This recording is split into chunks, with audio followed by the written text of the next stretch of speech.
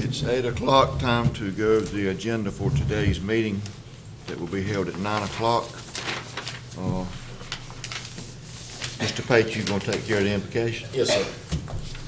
Mr. Joe D, you gonna take care of the pledge? I will.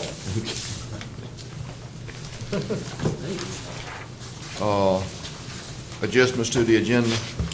Mr. Chairman, we have several. One is a Constitution Week proclamation, and we'd like to put that under the consent agenda. I believe Marcia just handed that out. Is that right? Yes, sir.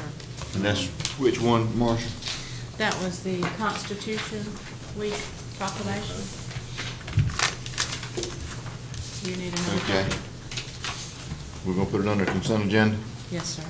Okay. And the second thing is I'd like to add to the agenda the architect contract with Mosley Architects. I believe I've spoken with most of you. We were able to get that negotiated out this week, and all of the changes have been made as we requested. Borden is satisfied with the language, particularly on ownership of the plans. So we're prepared to go over that with you in detail and ask that you enter into that contract. As you know, you selected Mosley from among the firms we interviewed, but we've been negotiating the contract, and of course we also wanted to go down and see the two jails that we saw, one in Rowan County, one in York County. So we're prepared to do that, Mr. Chairman. Okay, that'll be under new business? Yes, sir. Well, I'd like to put it under old business, if you don't mind. Okay. We've been, Unfinished. let's see, that would be number 5, I guess. We don't have Should be anything. number one. Oh, nothing under unfinished. Excuse me, I'm Unfinished, under the just- consent agenda. We don't want to do that. So it'd be number 1 under unfinished. Unfinished, okay.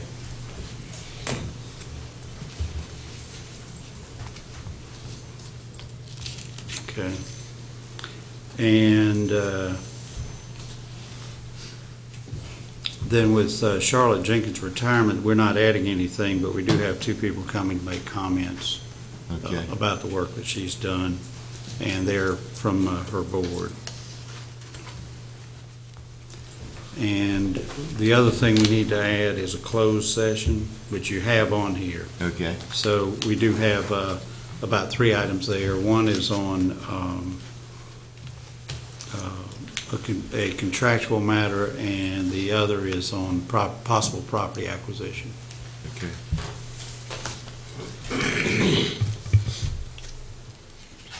Is that all of your, Yes, sir, that's all I've got to add. okay. Mr. Gurley, you gonna take care of the appointment committee? Okay.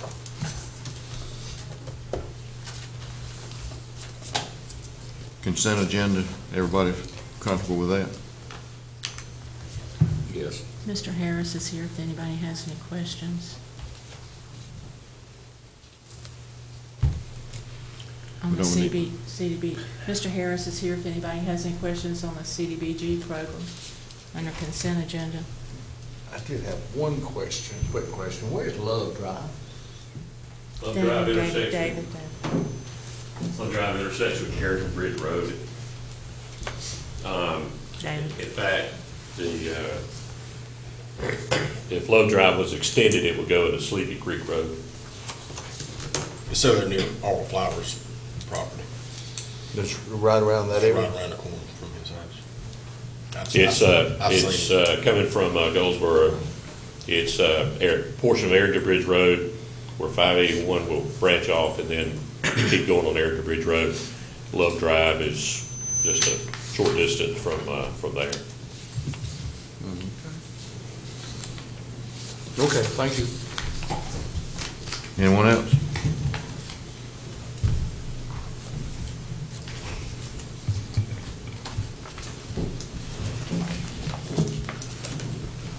New business? Mr. George, if you would, run through them. Okay. We have a certificate of appreciation from the North Carolina Cooperative Extension. That's Starts on page 19. And let me get my pages here. And so that'll be presented by Kevin Johnson. And as y'all recall, we're going to lunch today with Cooperative Extension to celebrate their anniversary. And then we have a resolution commemorating the 100th anniversary of North Carolina Cooperative Extension. Will we need to read that resolution? I think it'd be nice to do that. Mr. Pate, will you do that? Sure. That's number 2, correct? Yes, sir. 100 years. Then we have a certificate of appreciation for Christopher Fitch. This is a young man who attended the Youth Summit at the North Carolina Association of County Commissioners Annual Conference. And I believe the county clerk and Mr. Cromartie had lunch with him, is that right? We had breakfast with him. Breakfast with him, excuse me. Okay. And he's Mr. Mayor, also- didn't you say is that the young man that went to your place also? Yeah, I did an interview with Christopher, and it was, I tell you, he's a fine young man. He's a perfect example of the future of our country, and I thoroughly enjoyed the interview with Christopher. Great. And he was really intrigued about machining. He just was laid back at what machining's all about. He won you right over, didn't he? He did, as a matter of fact, future employee. He was a member of the Roto Raptors Yeah. group when we went out to Lane Tree. He was part of the demonstration 4-H group then. Okay. And you got the certificate and all? Yes, We sir. can present it to him this morning, okay? Okay, on October 5 through 11, we're declaring that as National 4-H Week, proclamation and presentation there. Who wants to present that? I'll do that. Mr. Manning? We're gonna read we have a resolution to read. Yes. Yeah, I'll read that. So Anybody 23. else? Okay. And then we'll have an update on the Big Sweep Day in Wayne County, and we'll also have a proclamation on that. Who wants to read that proclamation? I'll do. Mr. Martin? Okay, next. Then the next thing we have is a motion to approve North Carolina State Lab Public Health Well Water Testing Fee Schedule for Environmental Health. And what has led to this is the state is going up on its fees for the lab testing kits from about $3 to $23. And so we need to make the change in that in our fee structure so that all we're doing is passing on that cost. And David Madden will be here to talk about that. Then we have budget amendments. Could I make a comment on that? Yeah. Prior to him making that? The actual cost of all of these tests, though, are actually half of what normally you would have to go out and pay for it, even on the new fee. So these fees were woefully undercharged.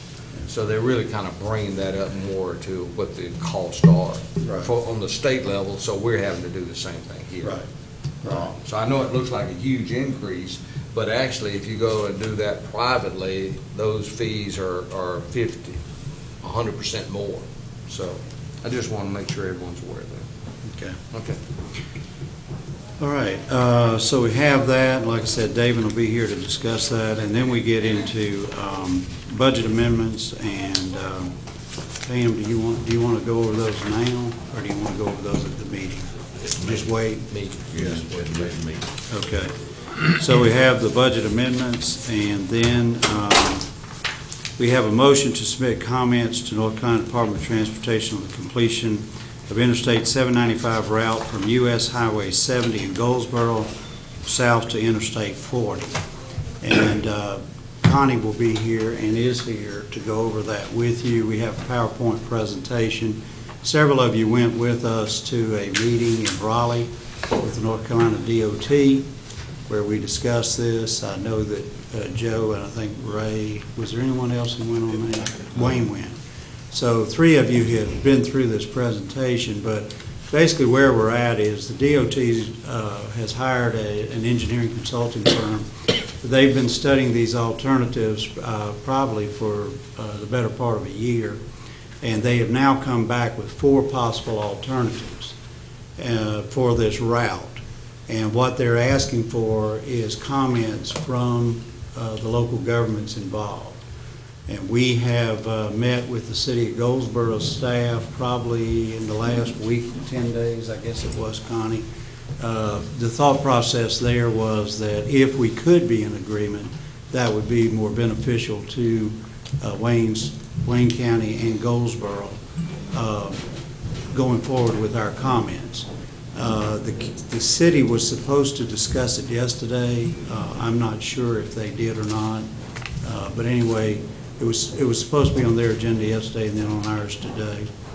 If you're wondering about the noise, we have roof repairs going on. So it may get worse during the meeting, I'm sorry. There's some big birds up there. Yes. There's no hail coming down or anything like that. It's just the roofers up there. So anyway, with that, Connie's going to go over the pros and cons as we see them of both, not both, of all 4 routes. And then you can do one of 2 things. You can select one of the routes and give your rationale for that, or you can just submit comments about what you see on each one or anything like that. So it's not necessary that you show a preferred route, but if there is a consensus among the board, that would be even better if we went forward with a specific route. Connie, anything you want to add before we get into that later? We'll cover the rest out here in the presentation. Okay, very good. Could I comment on that, Mr. Chairman? Yes, sir. Would it be best that we at least have some discussions with the city before we publicly select a route? You're right, it would be much more advantageous if we can agree on the front end the selected route.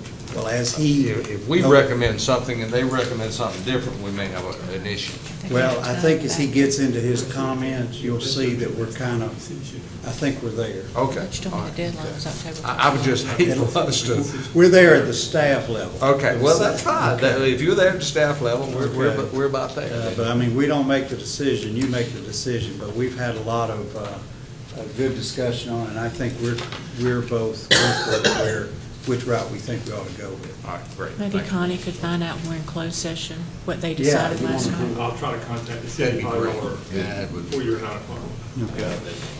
Okay, thank you. And then, under the work session, of course, we're back to discuss further the regulating the operation and maintenance of solar energy facilities. Thought we made a lot of good progress at the last meeting and got a number of the decision points either agreed to or for further study, but I do think we're walking our way through it pretty well. So Connie's here to also talk about that.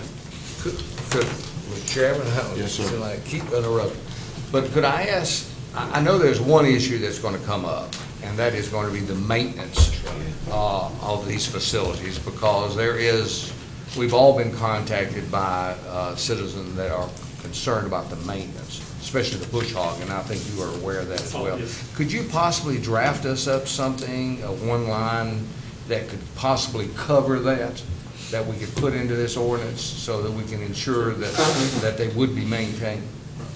Grass cutting or whatever. I think something's already in there about it, just probably this detail. If it's something in ours, I'll look. If you will. Yeah, look, I didn't see anything that really addressed it that closely. Okay, well, I'll There's one little short thing in there. It may be need to be lengthened, but there is, and I don't remember what page it was on. Page 473, letter C. Mr. Chairman, Yes, sir, Mr. Mayor. that actually falls under general maintenance, and it really doesn't have make a difference what the setbacks are. If they don't maintain it, it's still gonna look the same. So, you know, we need to put something in there, I'm gonna agree. That's right. Thank you, Mr. Chairman. Okay. We do need to go into closed session. Yes, sir. And one of the parties we need a briefing from, I asked to be here at 8:20 because I figured we'd be through with the agenda comments about the. Is that individual there? Yeah, he is. Yes, he is, as a matter of fact. He's right on time. He always is. Okay, are we ready to go into closed session? Yes, sir. Chairman, I make the motion to go into closed session. I have a motion on the floor. We go into closed session in discussion. Mr. Parker? It's for the possible acquisition of property, discussing the acquisition of property and non-contract. A motion on the floor. All in favor, show sign of right hand. Motion carries unanimously. Start the clock, Marshall. All right.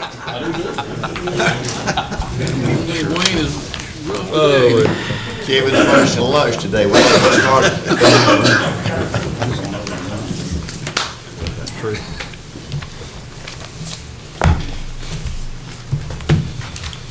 This is what I was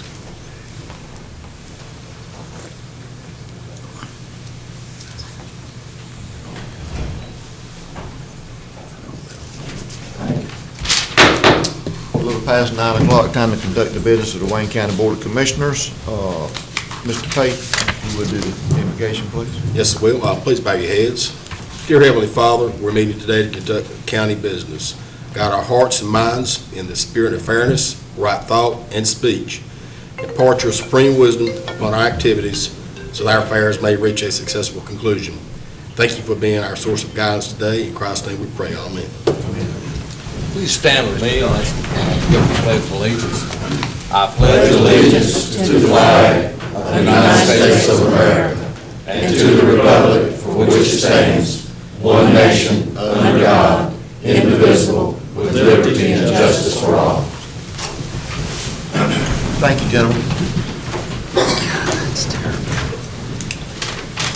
Mr. Wood, adjustments to the agenda? Yes, sir. Mr. Chairman, we have a couple of changes to the agenda. One is I'd like to add the contract for the architectural services for the jail, and we'd like to do that under unfinished business. And the second item is, which is already on the agenda, but to have a closed session on a contractual matter. And the one other thing is that under the consent agenda, we'd like to add as number 5, the Constitution Week proclamation. Anyone else have any adjustments to the agenda?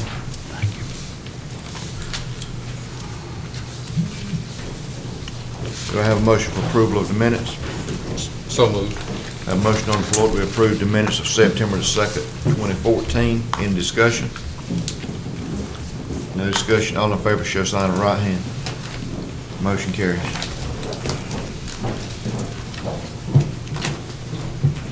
Special recognition. Ms. Charlotte Jenkins retirement plaque presentation. Mr. Wood.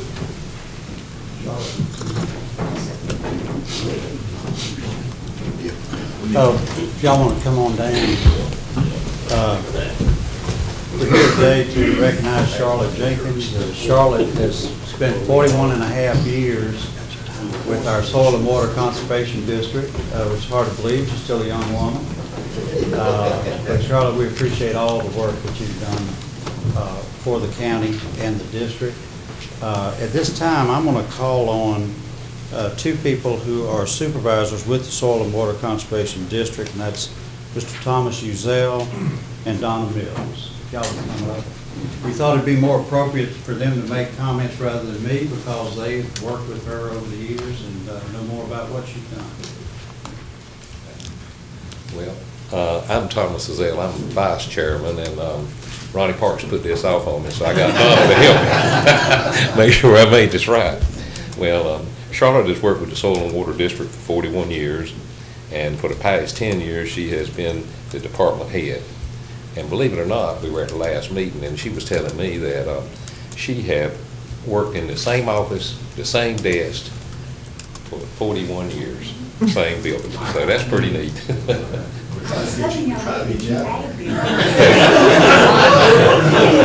told her she'd have to continue on to do that. Just keep in mind, when you retire, we have committees that we can put you on. That'll work. Right. In addition to her many duties and responsibilities as department head for the Wayne County Soil and Water, she has looked at other ways to service landowners and corporators in Wayne County. She has sought grants to help secure funds for special projects. Was instrumental in her first effort to secure a district's first conservation easement. And that was quite a task, I remember, about a year and a half deal. Anyhow, and to fill other needs for technical assistance during peak demands, Charlotte has gone the extra mile to become a proficient as a certified cooperative planner and training to develop waste management plans. And I was going to let Donna say the rest. Good morning. I'm Donna Mills. I am a soil and water supervisor also here in Wayne County.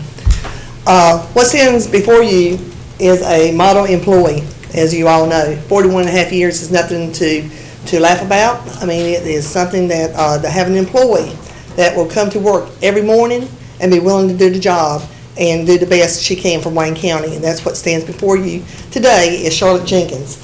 41 and a half years of pure 100% service.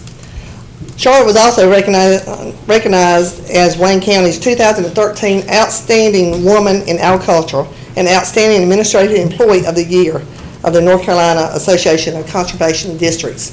Charlotte has always been with us when we've gone to annual meetings. She's helped guide us, and you got big shoes to fill, and we hope we have filled that. But we will miss her, and like you said, we will be calling on her on her time if she will come to help us. But she is someone who you don't want to really let go, but we do wish her all the best. So I present you Charlotte Jenkins. Charlotte, on behalf of the board, I did want to give you this plaque. It says, presented to Charlotte Jenkins, Soil and Water Conservation, in appreciation of dedicated service as a county employee, April 13, 1973 to September 30, 2014, County of Wayne, North Carolina. Charlotte, congratulations.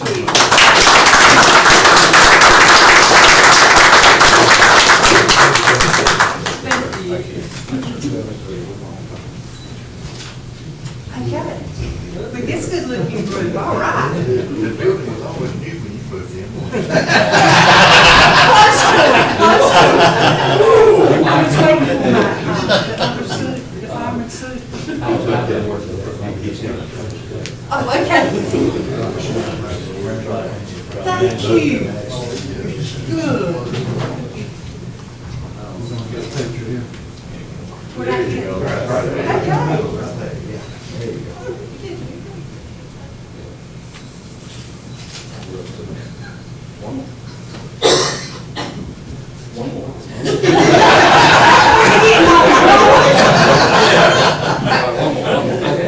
Maybe half one, okay?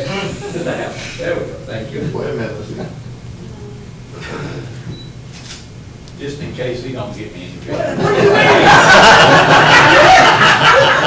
Thank you guys very much. Thank you.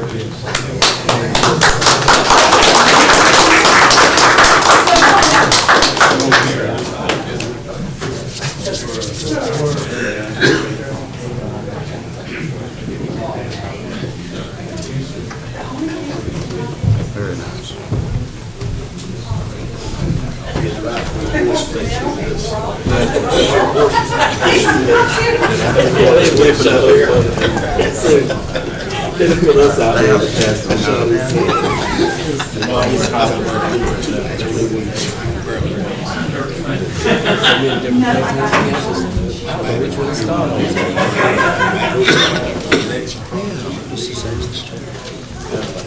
Mr. Chairman,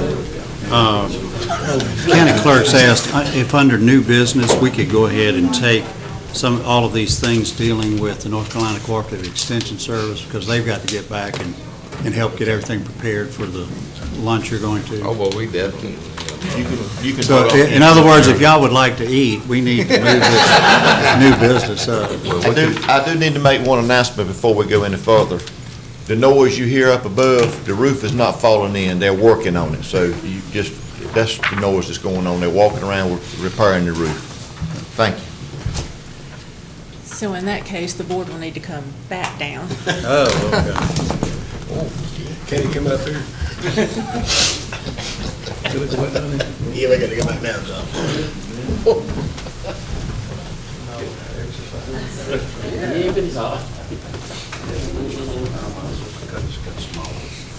Kevin, you appreciate this, since you're in agriculture and with animals and all. If all of us were horses with these bad knees, they'd shoot us.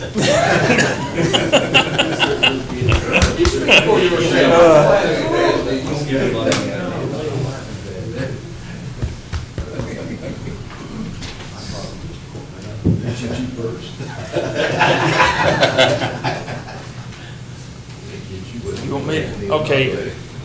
Gentlemen, thank you for giving me a few moments on your agenda. I appreciate what the County of Wayne does for Cooperative Extension. It's a great partnership. And I do have a award that was given to the County of Wayne at the Association for County Commissioners up in Asheville. And it was a certificate of appreciation, and Wayne County was recognized as one of the top supporting county governments for cooperative extension. And so they received a certificate, and I do want to present that to y'all. But thank you very much for what y'all. Wayne's going to take a picture. Okay, I got to take a picture. In the middle, Kevin. In the middle. Okay. There you go. Kevin, the key to this is just do what Marcia says.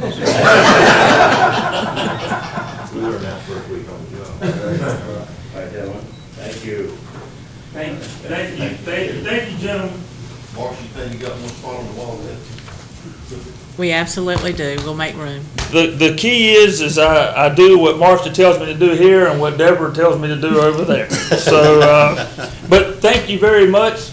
Mr. Wood, you want me to do the resolution now? Yes, I think that'd be appropriate. Okay. As y'all probably are aware, Cooperative Extension is celebrating their 100 years. And Cooperative Extension has a rich history here. The first agents actually worked out of the first floor of the courthouse. It started in the early 1915-14 area. The first agents were Estelle Smith, A.K. Robertson, but there's a lot of names that you do know that have come through. Mark Goforth is one name that a lot of people know. Bill Lamb. Mr. C.S. Mintz, the very first fair was dedicated to him. He actually helped start the dairy cooperative here in the county. Of course, then the names go on and on of great people, Tommy Godwin, Bob Pleasance, the Howard Scotts. And I do want to mention, we're going to add another name to someone who is completing their career, and Christine Smith will be retiring at the end of the month as our Family Consumer Science Agent. She's been here almost 31 years. So want to thank y'all for what y'all done. And I do have a resolution that I'd like to read. Whereas 2014 marks the 100th anniversary of the Smith-Lever Act, which officially established the National Cooperative Extension System. And whereas North Carolina Cooperative Extension is a critical component of the three-part land-grant university system and works collaboratively with research and academic programs from North Carolina State University, and North Carolina A&T State University to provide valuable education to citizens. And whereas the North Carolina Cooperative Extension has served the state well throughout the past 100 years and earlier, helping farmers overcome pests like the boll weevil and learning ways to increase crop yields, educating rural families, and helping bring electricity to the state, assisting during times of war and disaster, helping families to provide safe and healthy meals, and encouraging youth to develop skills to make them better citizens. And whereas North Carolina Cooperative Extension continues this important role in serving communities and families, supporting agriculture and empowering youth to be leaders. Today, Extension agents help connect consumers with food produced in their communities, help families to embrace a healthy lifestyle, and engage youth in science, technology, engineering, and math studies. And whereas North Carolina Cooperative Extension and Wayne County celebrate 100 years of extending knowledge and changing lives through innovative research and vital educational programs for youth and adults in agriculture, natural resources, food safety and nutrition, community and economic development, and 4-H and youth development. Now, therefore, be it resolved that the Wayne County Board of Commissioners encourages all Wayne County citizens to participate in all activities planned throughout Wayne County to commemorate the centennial of Cooperative Extension, to recognize all Extension volunteers, and to reflect on the many ways that Cooperative Extension has enriched their lives. Thank you, gentlemen, for what y'all have done. Appreciate it. We're going to celebrate a little more later on at lunchtime. So thank you very much. We got one more thing. Yeah. Wallace and Christopher. Yeah, we do have, 4-H has got some stuff they want to cover. Do we need a motion to approve that? You do. Do you want to wait till we get back? That'll be fine. I think so. Just That'll be wait till fine. you get back up. I brought a young person here as a 4-H member, has been for several years, as parents or leaders in our 4-H program.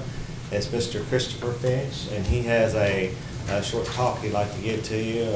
He went to represent Wayne County 4-H at the Youth Summit, or the County Commissioner Summit, and he's going to tell a little bit more about the things that he did there. Then I'll tell a little bit more about 4-H in just a minute. Wallace, we're going to let the commissioners present Christopher a certificate of appreciation first, if that's okay. Okay. And then they can go back to their seat, and you can, then they'll do that. We're rolling in. We need to get back to that. One says my knees are hurting. Mr. Chairman?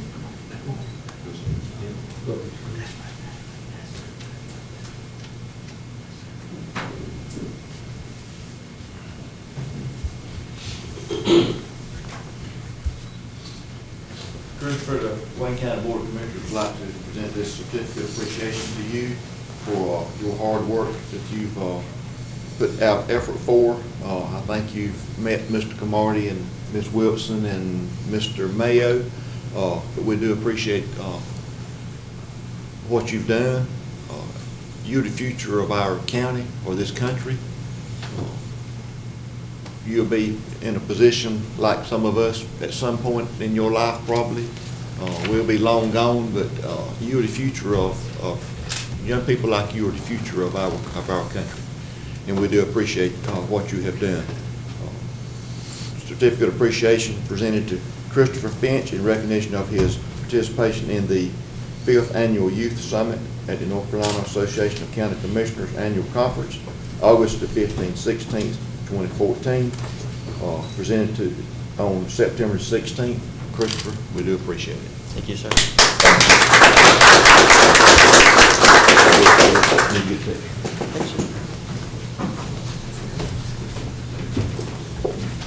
Our photographer's coming. I got you, Marcia.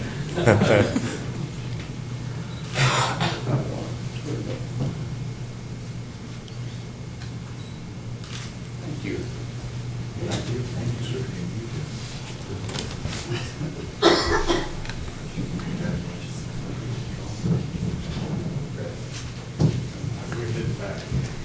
Done, Marcia?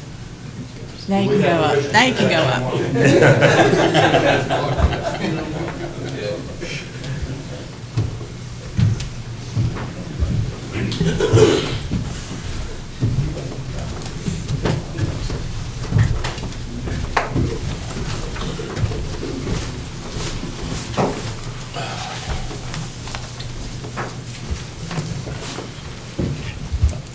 Wayne County 4-H has been around for a long time here, and as a youth component of the Cooperative Extension Service, like Kevin said, we have a lot of young people that we touch the lives of here in Wayne County. Christopher is one good example. He's been inducted into the Honor Club. We also have 2 young ladies who are representing us this year on the district level as officers. So we are building leaders, and he is a young leader, and he's going to tell a little bit about things he did at the Youth Summit at the County Commissioners meeting.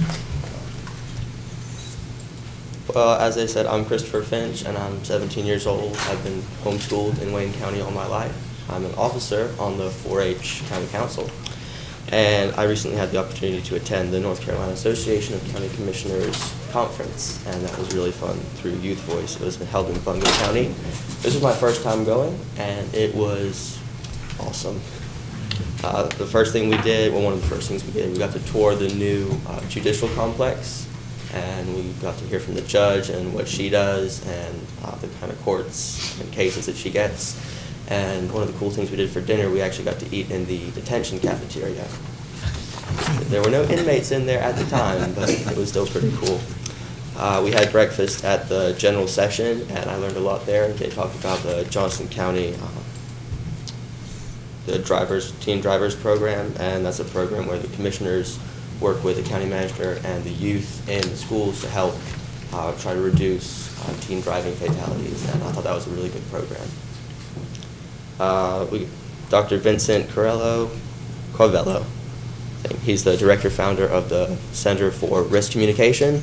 He gave a really nice talk about responses for crisis management, which I've never really thought about having a response ready for a crisis and needing responses. So that was interesting for me. And he gave us a couple templates for different responses you can give, different scenarios, and that was cool. He gave us a list of interview questions that interviewers, journalists are likely to ask, and the responses for those questions, whatever they may be. One of the really fun things we did, we got to play a board game called Bottom Line, and it's basically a budget game where the group of people are basically, they play county commissioners, and you have to balance the budget for your county, which is on the board. And it's a hard game. I don't really think there's any way to win, because every round, so you start out, you pick your values, what you want in the county, and then every round they say, oh, we got to find $3 million, oh, we got to find $4 million. What programs are you going to cut? Are you going to put a tax on? Are you going to take from your reserves? And yeah, it was interesting, and I do appreciate everything you guys do for our county, because it is a hard job. Yeah, Youth Voice is a great opportunity for the youth. We learned a lot about business, a lot about government, and a lot about what you guys do as county commissioners. And I look forward to possibly going next year or anything else. Thank you. Thank you. Good job. Let's give Christopher a hand for his work. I have a few fact sheets I want to pass out to you right now. Just thank you. This gives you a snapshot of 4-H, of what we do here in Wayne County. Mr. Chairman. Mr. Camardi. While he's finishing passing that out and before Christopher leaves, I enjoy taking the picture with you, Christopher, and having breakfast, but she's not expecting this, but I just want to recognize Marcia for her part in the conference that we went to. I won't take credit for getting there and finding the table and entertaining Chris, because Marcia was already in place, had our table, and she and Chris were there. And actually, she should have been on that photograph with us. She didn't come up there, and I thought about it later, Marcia. But thank you very much for what you've done in this particular situation and keeping us straight when we were at conferences. Thank you, man. Mr. Chairman. Mr. Mann. Before you sit down, Christopher, I've already shared with the board that Christopher came out and interviewed me at my business and had some really good questions that I sort of had to think about to answer. But the interview went well. Christopher was really intrigued about the machining part of the manufacturing, and that invitation is still open. I was not able to give him a tour of the shop, but we have set that up. We're going to set that up in the near future if you'll call me.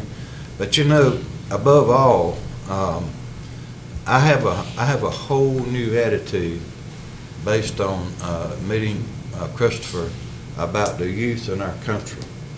You know, most of the time you only hear what youth are not doing right.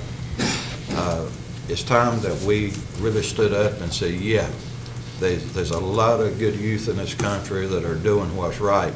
And we're looking at, it's already been said, the future leaders of this county. So I appreciate what you do, and thank you so much. Just a couple things I'd like to point out on the fact sheet. This is just kind of a brief summary of all the things that we do in Wayne County as far as 4-H is concerned. One of the things I'd like to point out on there, and I think you've seen on the slide, is the volunteer service hours, and that includes what Christopher has done. Part of his hours are added into that, and gives a value back to the county of over $169,000. So it's what our young people and our volunteer leaders are doing back for the county. And also the 4-H clover that you're seeing is one of the most recognized symbols in the United States. And people say when they see the clover, they have a warm feeling that comes over them. So it is a recognized symbol. And also 4-H is the largest youth component outside the public school system in the United States, and we're spreading out across the United States as well and to other countries. So I'm proud of 4-H, I'm proud of what our young people are doing here. I'm really grateful for you and your support that you give to the Cooperative Extension Service, because that trickles down to 4-H and what we do and organizing our volunteers, and our volunteers are the backbone for 4-H in Wayne County. So once again, we both thank you, Kevin and I, and the whole Cooperative Extension Service and our 4-H staff. And I think there is a proclamation that somebody has. Mr. Mayo, I think you have, Yeah, what page is it on? 22, 23. 23. 22 and 23. Okay. Let's see. Yeah, I won't read. You want me to read the part about from George Wood? Just a proclamation. Okay.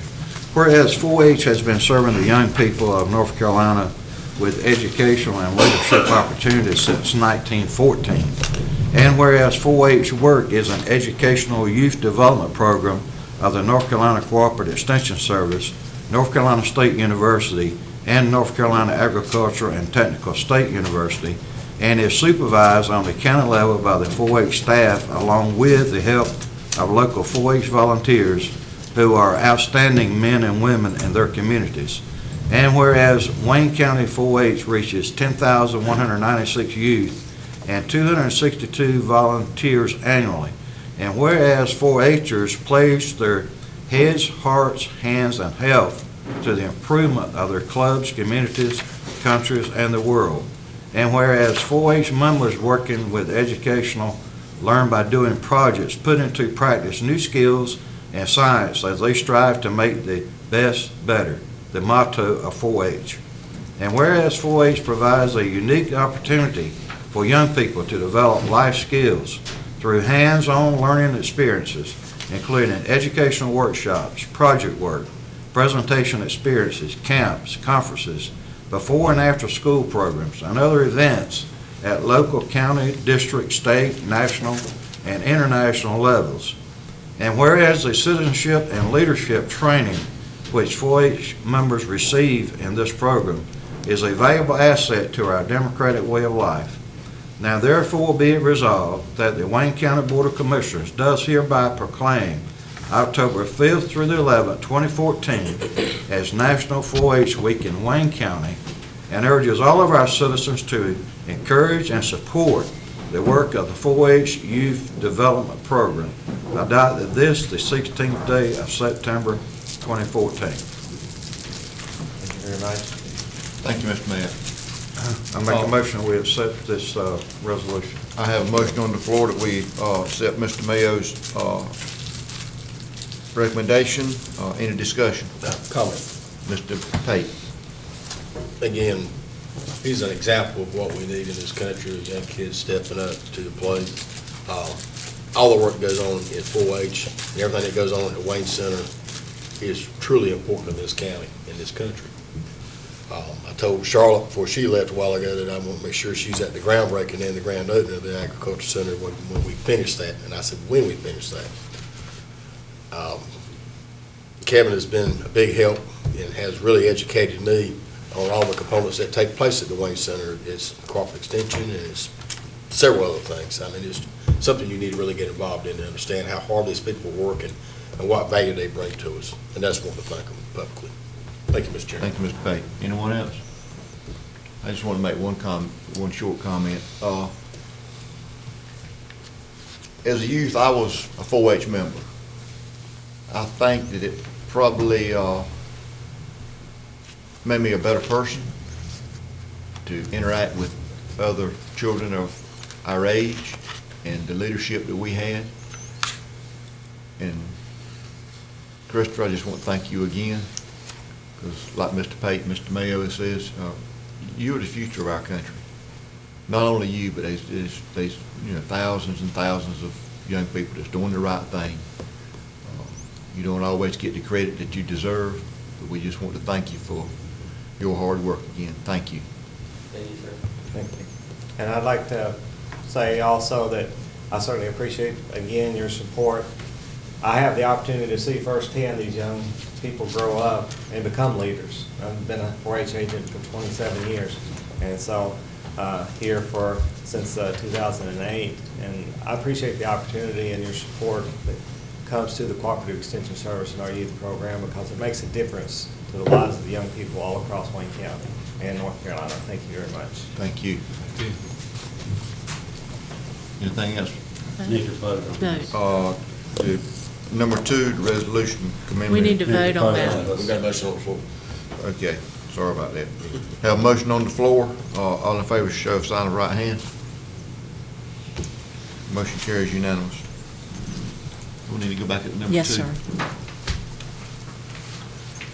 Item number 2 under new business, resolution commemorating the 100th anniversary of North Carolina Corporate Extension. Mr. Chairman, I move that we accept that resolution. I have a motion on the floor that we accept the resolution. Any discussion? No discussion. All in favor, show sign of right hand. Motion carries unanimous. We have one more from Cooperative Extension, Big Sweep.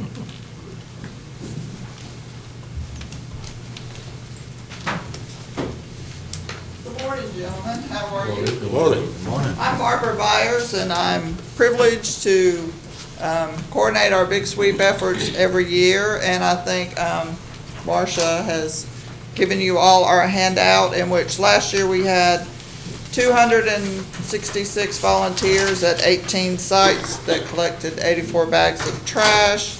They almost got 20 miles, weighed over 1,300 pounds.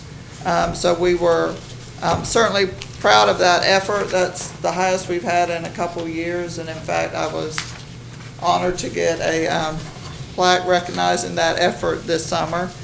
So we're going to start again. It's always the first Saturday in October, so it's October 4th, 9 to 1. Anyone who would care to come out can call the Extension office, and we are always more than happy to sign anybody up to come. One of the things I gave you this year on our top 10 items is we had a couple new categories. Plastic pieces and foam pieces have made it into the top 10, but cigarette butts are rebounding. They have been going down, so they were up 6. They were from last year. But the other interesting thing to note is that the top 10 encompass 81% of all trash collected. So normally it's not big trash, it's little trash, it takes time, it takes efforts. I can tell you that Christopher, I guess he left on me, Christopher, for 2 years was a zone captain for me, so he coordinated all the people in his club. And so we have 4-H clubs, Boy Scout, troops, Girl Scouts clean Stone Creek behind the mall for me each year. High school students and of course the Rangers out at the Cliff have participated every year I've been here. So we have lots of different places you can go. You can pick your own or join somebody who's already coming. So. I wasn't sure who had. Mr. Camardi, I think you're going to read the proclamation. Yes, sir. 24. 25.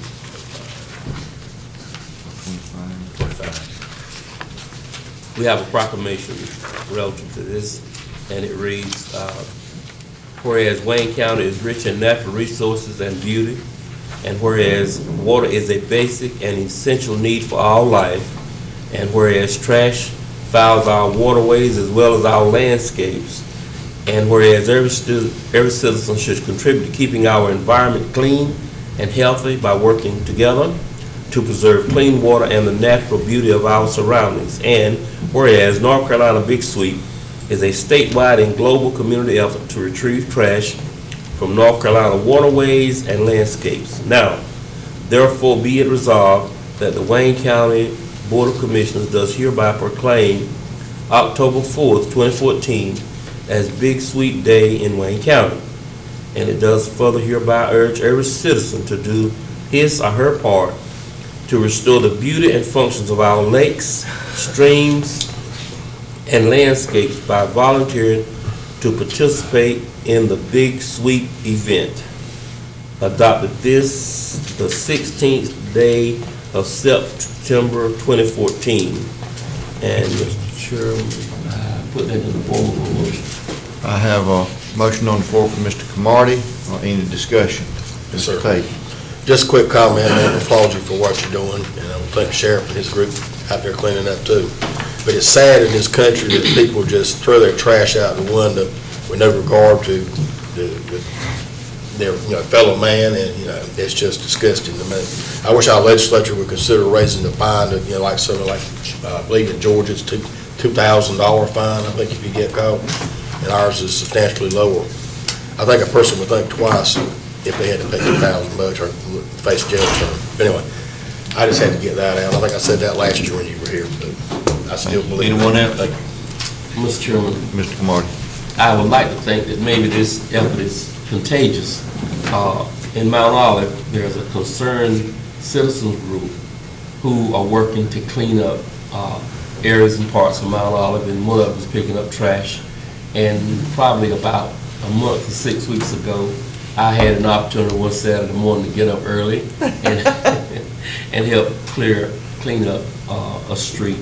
And so there's a concerned citizens group in Mount Olive that is working on this effort, and they're to be congratulated. And Yes. I just wanted to include them in this whole cleaning Yes. effort. They've been sort of sweeping for the last several months, so thank you. I want to also thank y'all for what you do. I had the pleasure of, about a month ago, being out in the northern Midwest part of the country. And I know the population here is a whole lot thicker than it is out there, but you just don't see any trash on the roads in that part of the country. And I don't know what the reason is, other than maybe it's the fines, or maybe the people's got a little more respect for others. But you just don't see it in some parts of the country like you do here. But I do commend y'all for your effort, and also I want to thank the sheriff again too for what his what his department is doing.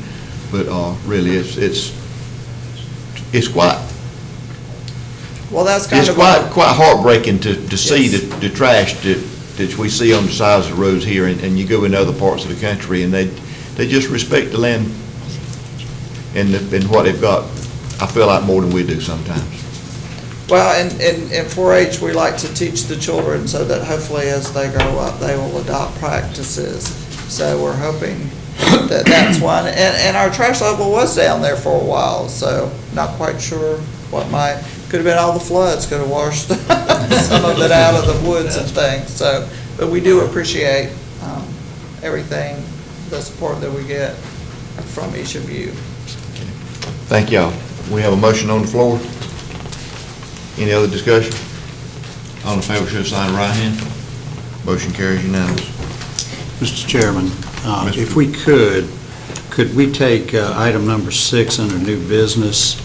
Mr. Madden has to leave at 10, and this would allow him to be here as you vote on this matter. Yes, sir.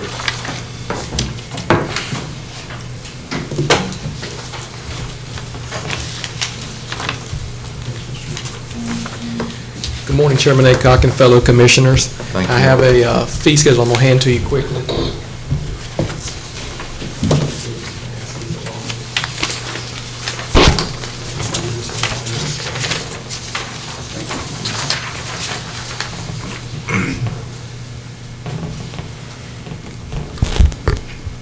On August the 20th, we got sent a memo from the North Carolina State Lab of Public Health indicating to us that there was going to be a substantial increase in the water testing kits that we use to provide water samples for people building or constructing or new well development in Wayne County. Because our existing fee was already relatively low, I felt that it was important that we actually re-examine our fee schedule based on these water samples because, like I said, those kits were substantially higher than previous versions that we had been purchasing. In doing so, I propose a fee schedule that I have administered to you that indicates our current fee for the following water samples and a proposed fee schedule that I would like you to take action on and approve. Our Board of Health approved this schedule on September the 10th, 2014. The following fees are based on the following, the fees are based on the following water samples: total coliform or bacteriological, an inorganic panel including nitrates, an inorganic panel without nitrates, a nitrate, nitrite by itself, a volatile organic compound testing, and a full well panel. As you can see in the farthest right-hand column, that is the proposed fees based on the change in the kit pricing. All of our current fees are at $35, and we'd like to move those up to adjust for that. Mr. Chairman. Mr. Norrie. In that the Wayne County Board of Health has unanimously approved this increase in fee, I move that we adopt the new proposed fees schedule as listed. I have a motion on the floor. Any discussion? Mr. Chairman. Mr. Mann. I have one question. On this fee schedule, if a person has a well dug and wants to get a water sample taken, tested? Yes, sir. What does that fall under, the full well panel? Yeah, the full well panel, if you actually want a full analysis of your well, you would want to go with the full well panel because that actually combines the bacteriological, which is at the top, and the inorganic, which is the third one down, the inorganic panel. It combines those two tests for the well, and one's looking for coliform bacteria, and the other one actually looks for heavy metals like magnesium. It does the pH, alkalinity, and things like that, inorganic stuff. Okay, thank you. Go ahead, Mr. Martin. The current fee on each one of these is $35, and the price that we reflect is the proposed fee. Is that what the state has gone up to for Based you? on, yes, the kit. For example, our current fee is all encompassing of both the time, the staff, work, along with the kit costs. Well, the kit cost, just for an example, for a total coliform, the very top one, the kit went from let's get it here. Make sure I quote it just right so you know. It went from $3.08 to $23. Wow. Yeah, it was a big chunk. That's what I wanted you to clarify. That's right. Basically, what the county's portion, we're not going up on the county portion. No, So all we're doing- what's driving this is what's being mandated from the state, and you're just going up enough to recoup the extra expense that the county's got to incur. Yes, sir, Chairman Aycock, we're going up just the price of the kit change, the change of the water kit. So the kit was originally, out of the $35, the kit cost $3.85. Yes, sir. $3.08. $3.08. Mr. Chairman, I just asked. Just a minute. $2.80. Okay, $2.80. So the price of the kit now has gone up to what? $23. $23. Yes, sir. Any other questions? I have one for Mr. Mr. Gurney. Madden. Did it give you any reason why such an increase this year? Yeah, they just recently built that new state lab. It's world class.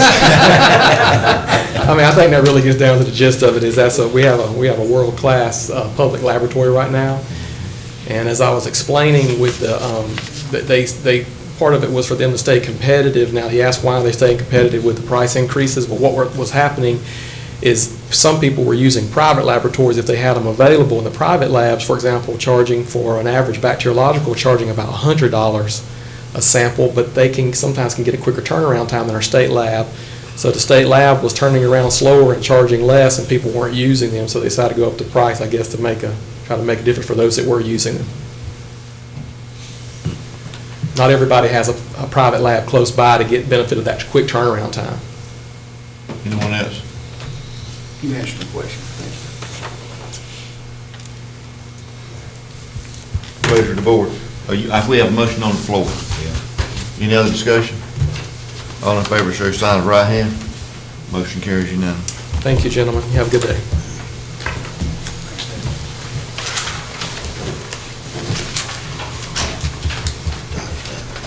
Actually, I need to go back to All right, appointments. where we're going back to now? Appointments. Go back to the top and start over. Mr. Gurley, appointment committee. Okay, getting back on track. Appointment committee met this morning. We have one appointment for the Gulfport Plan Commission, and we would like to recommend Mr. Mitch Miles. And I'd like to put that in form of motion. Have a motion on the floor from the appointment committee. Any discussion?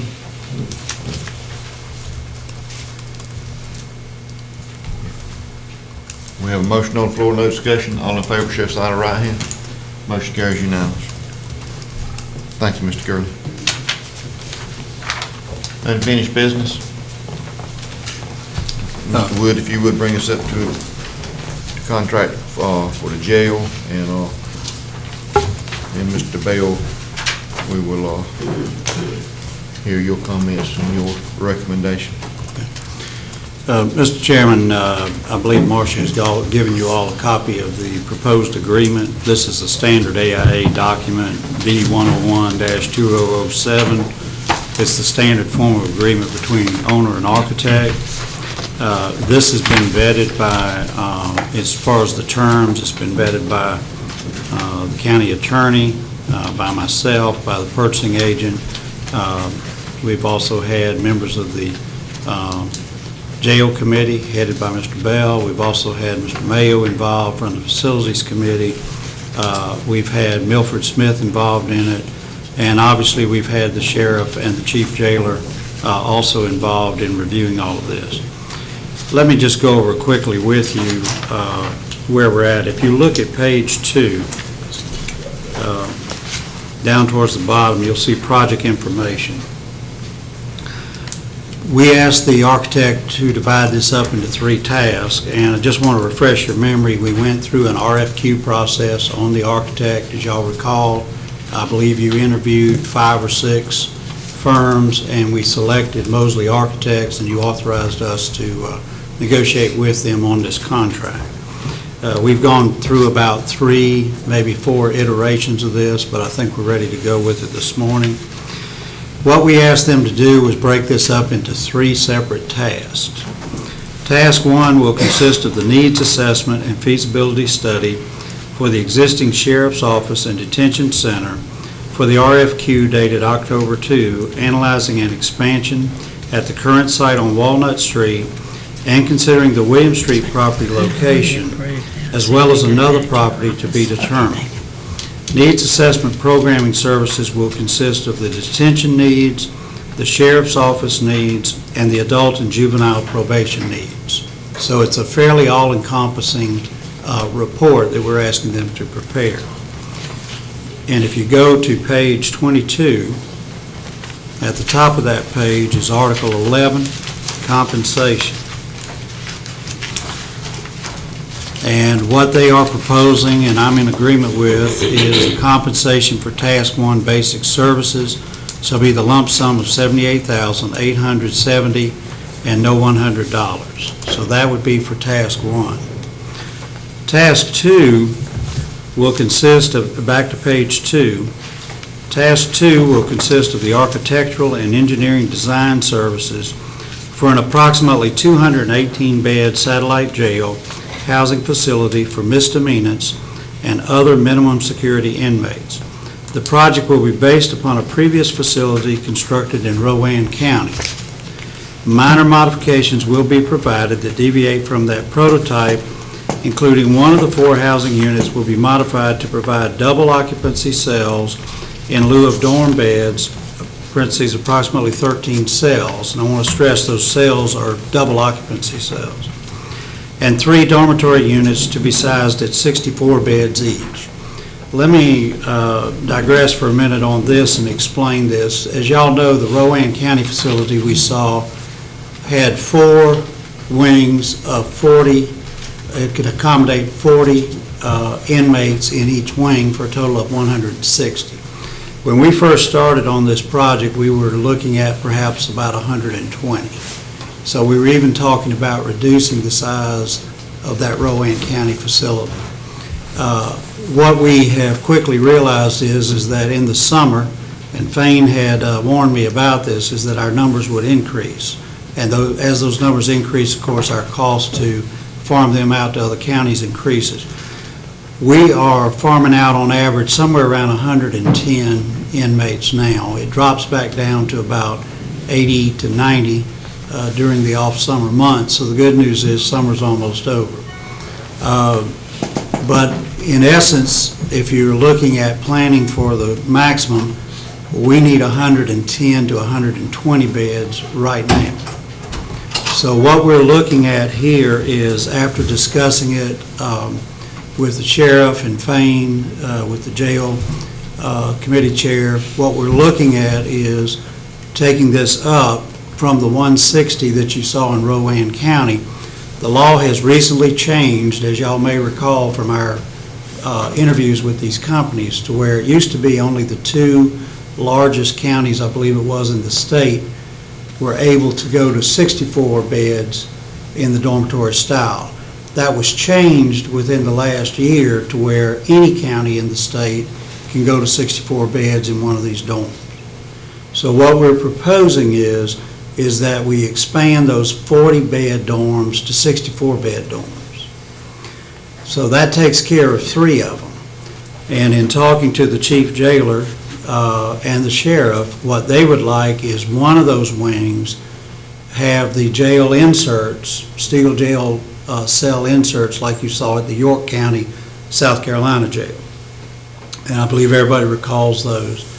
So what we're saying is we think we can get 13 double occupancy cells in the space that would have been occupied by the 64, because of course you eat up space with the walls in between each space, plus you have to do something different on the showers, restrooms, things like that. Mr. Chairman, can I interrupt right here? Sure. I thought the cell that we looked at had more than 13 double occupancy cells to it in that pod. It did, but that's not the 64-unit comparable cell space. That was in York County.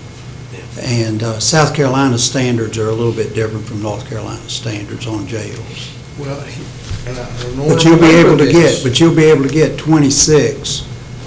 And there's where the rub may be a bit, because you actually are going to have staffing for 26 residents make sure I classified 26 there, where you would have equal staffing for 46. Or So my 64. Or 60.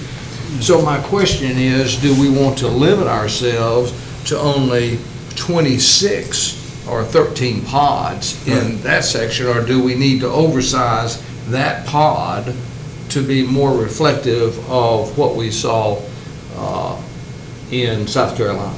Well, that's a good question and one we've wrestled with. I think the reason for that is, and I'll ask the sheriff and Fane to come up and address that as well, is as y'all recall, the key to all of this is not just so many beds, but you have to have the proper classifications of the types of inmates that you have. Correct. So they wanted some ability to segregate these people, and you can do that with the cell. Gives you far more flexibility on doing that versus the open dome.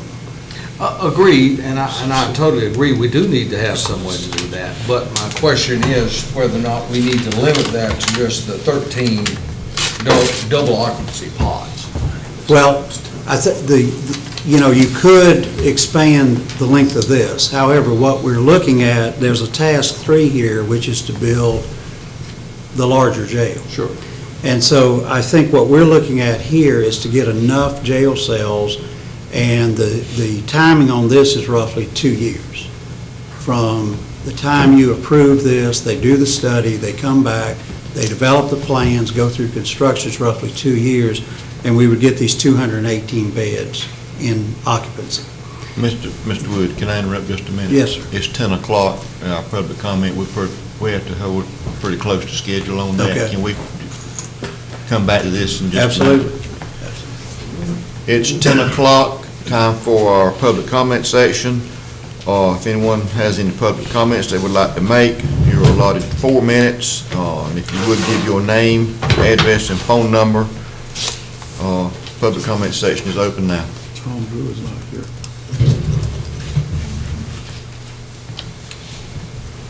No one has any public comments? Okay.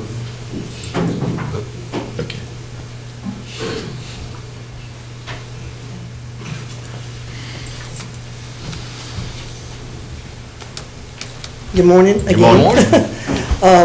I must start off to say, every boat needs a good ship captain, and of course ours was Charlotte Jenkins, and I have to commend Marcia. She's your captain. She always keeps y'all going full blast and keeps you in line. So, Marcia, you do a good job. Appreciate that. All right, we're here again about the solar farm, and I understand y'all had a meeting this morning, and we don't know exactly what y'all have come up with, but of course first of all, I'm Donna Mills, 442 Mills Road, Goldsboro. Phone number is 919-689-2854. I'm a farmer here. I am with the Soil and Water as a supervisor. I'm also soon to be a solar farm participant. And of course, we've got all this in planning, and we've been planning it for over a year and a half now, and it's getting very close to forming. On our part, it's just not my property, but it's adjoining properties that are going in together with my property. So we're going to have different solar farms connecting. And in some of these solar farms, we cannot have underground wiring like y'all have said in one of your comments here. We're on blue stream waters, so therefore we're going to have to go above it. We're going to have to go across it, not underneath it. So y'all need to understand, we're getting back to the soil and water, where we got to protect our waters, and we've got to do the best we possibly can to connect these power plants or these solar farms by air. So to be the wiring above it. So y'all need to understand that a little bit. Also, the setbacks, I think their setbacks are still a little aggressive. I feel like 50 feet, 100 feet's way too much. And I think y'all need to understand that. You're planting, you're saying trees, planting trees on the fence border. trees don't go very well with solar panels, folks. You know, we cannot have anything to shadow those panels. I'm well aware of maybe plants that maybe grow up about 4 to 6 feet to cover the fence. I have no problem with that. But when you're talking about evergreen trees, you're talking about 10, 15, 20 feet, and we cannot have these solar panels being shadowed. So please consider that in your consideration. Also, you're talking about your setbacks. Well, my farm sets back with the landfill. Are y'all asking me to have a setback with the landfill? So, I mean, it all depends where your property is, and I think I'll need to understand that also, that, you know, I know you're doing the best you can to come up with some kind of ordinance, and we don't mind that. We would love to work with you on that. So, please use this as your consideration. Appreciate your time, and I think you're doing a great job. Thank you. Mills, could I ask a question? Yes, sir. I just wanted to make sure I understood what you were saying. You're saying that you've got 2 or 3 property owners that are, you'll continue to own the property individually, Yes, but you'll be putting those together and basically going into contract with one firm? Is that Yes, it'll that is- operate as one solar farm? yes, one solar farm, and we'll be feeding back on the Cobb Coley transmission station. Okay, so what you're obviously wanting then is we don't have setbacks between those property lines between the adjoining solar farms, is that right? That is what I'm asking. Okay. You know, that the connecting solar farms, not having setbacks, that we can continue it on. I mean, we have also talked about maybe having one fence, not having individual fences. Well, that's what I was getting Right. at too, is you want to treat it, you want a provision in there, is what I'm hearing, that would treat it as one property because it's one Or development. one entity. One Right. solar farm. Yes. Okay. Yes. Okay, I just And, wanted to there make sure I again, understood.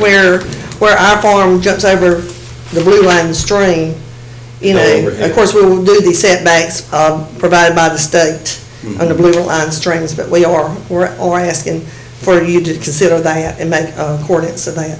Okay, thank you. Okay, thank you. Thank you. Those are good points. Thank you very much. Really well, thank you. Anyone else?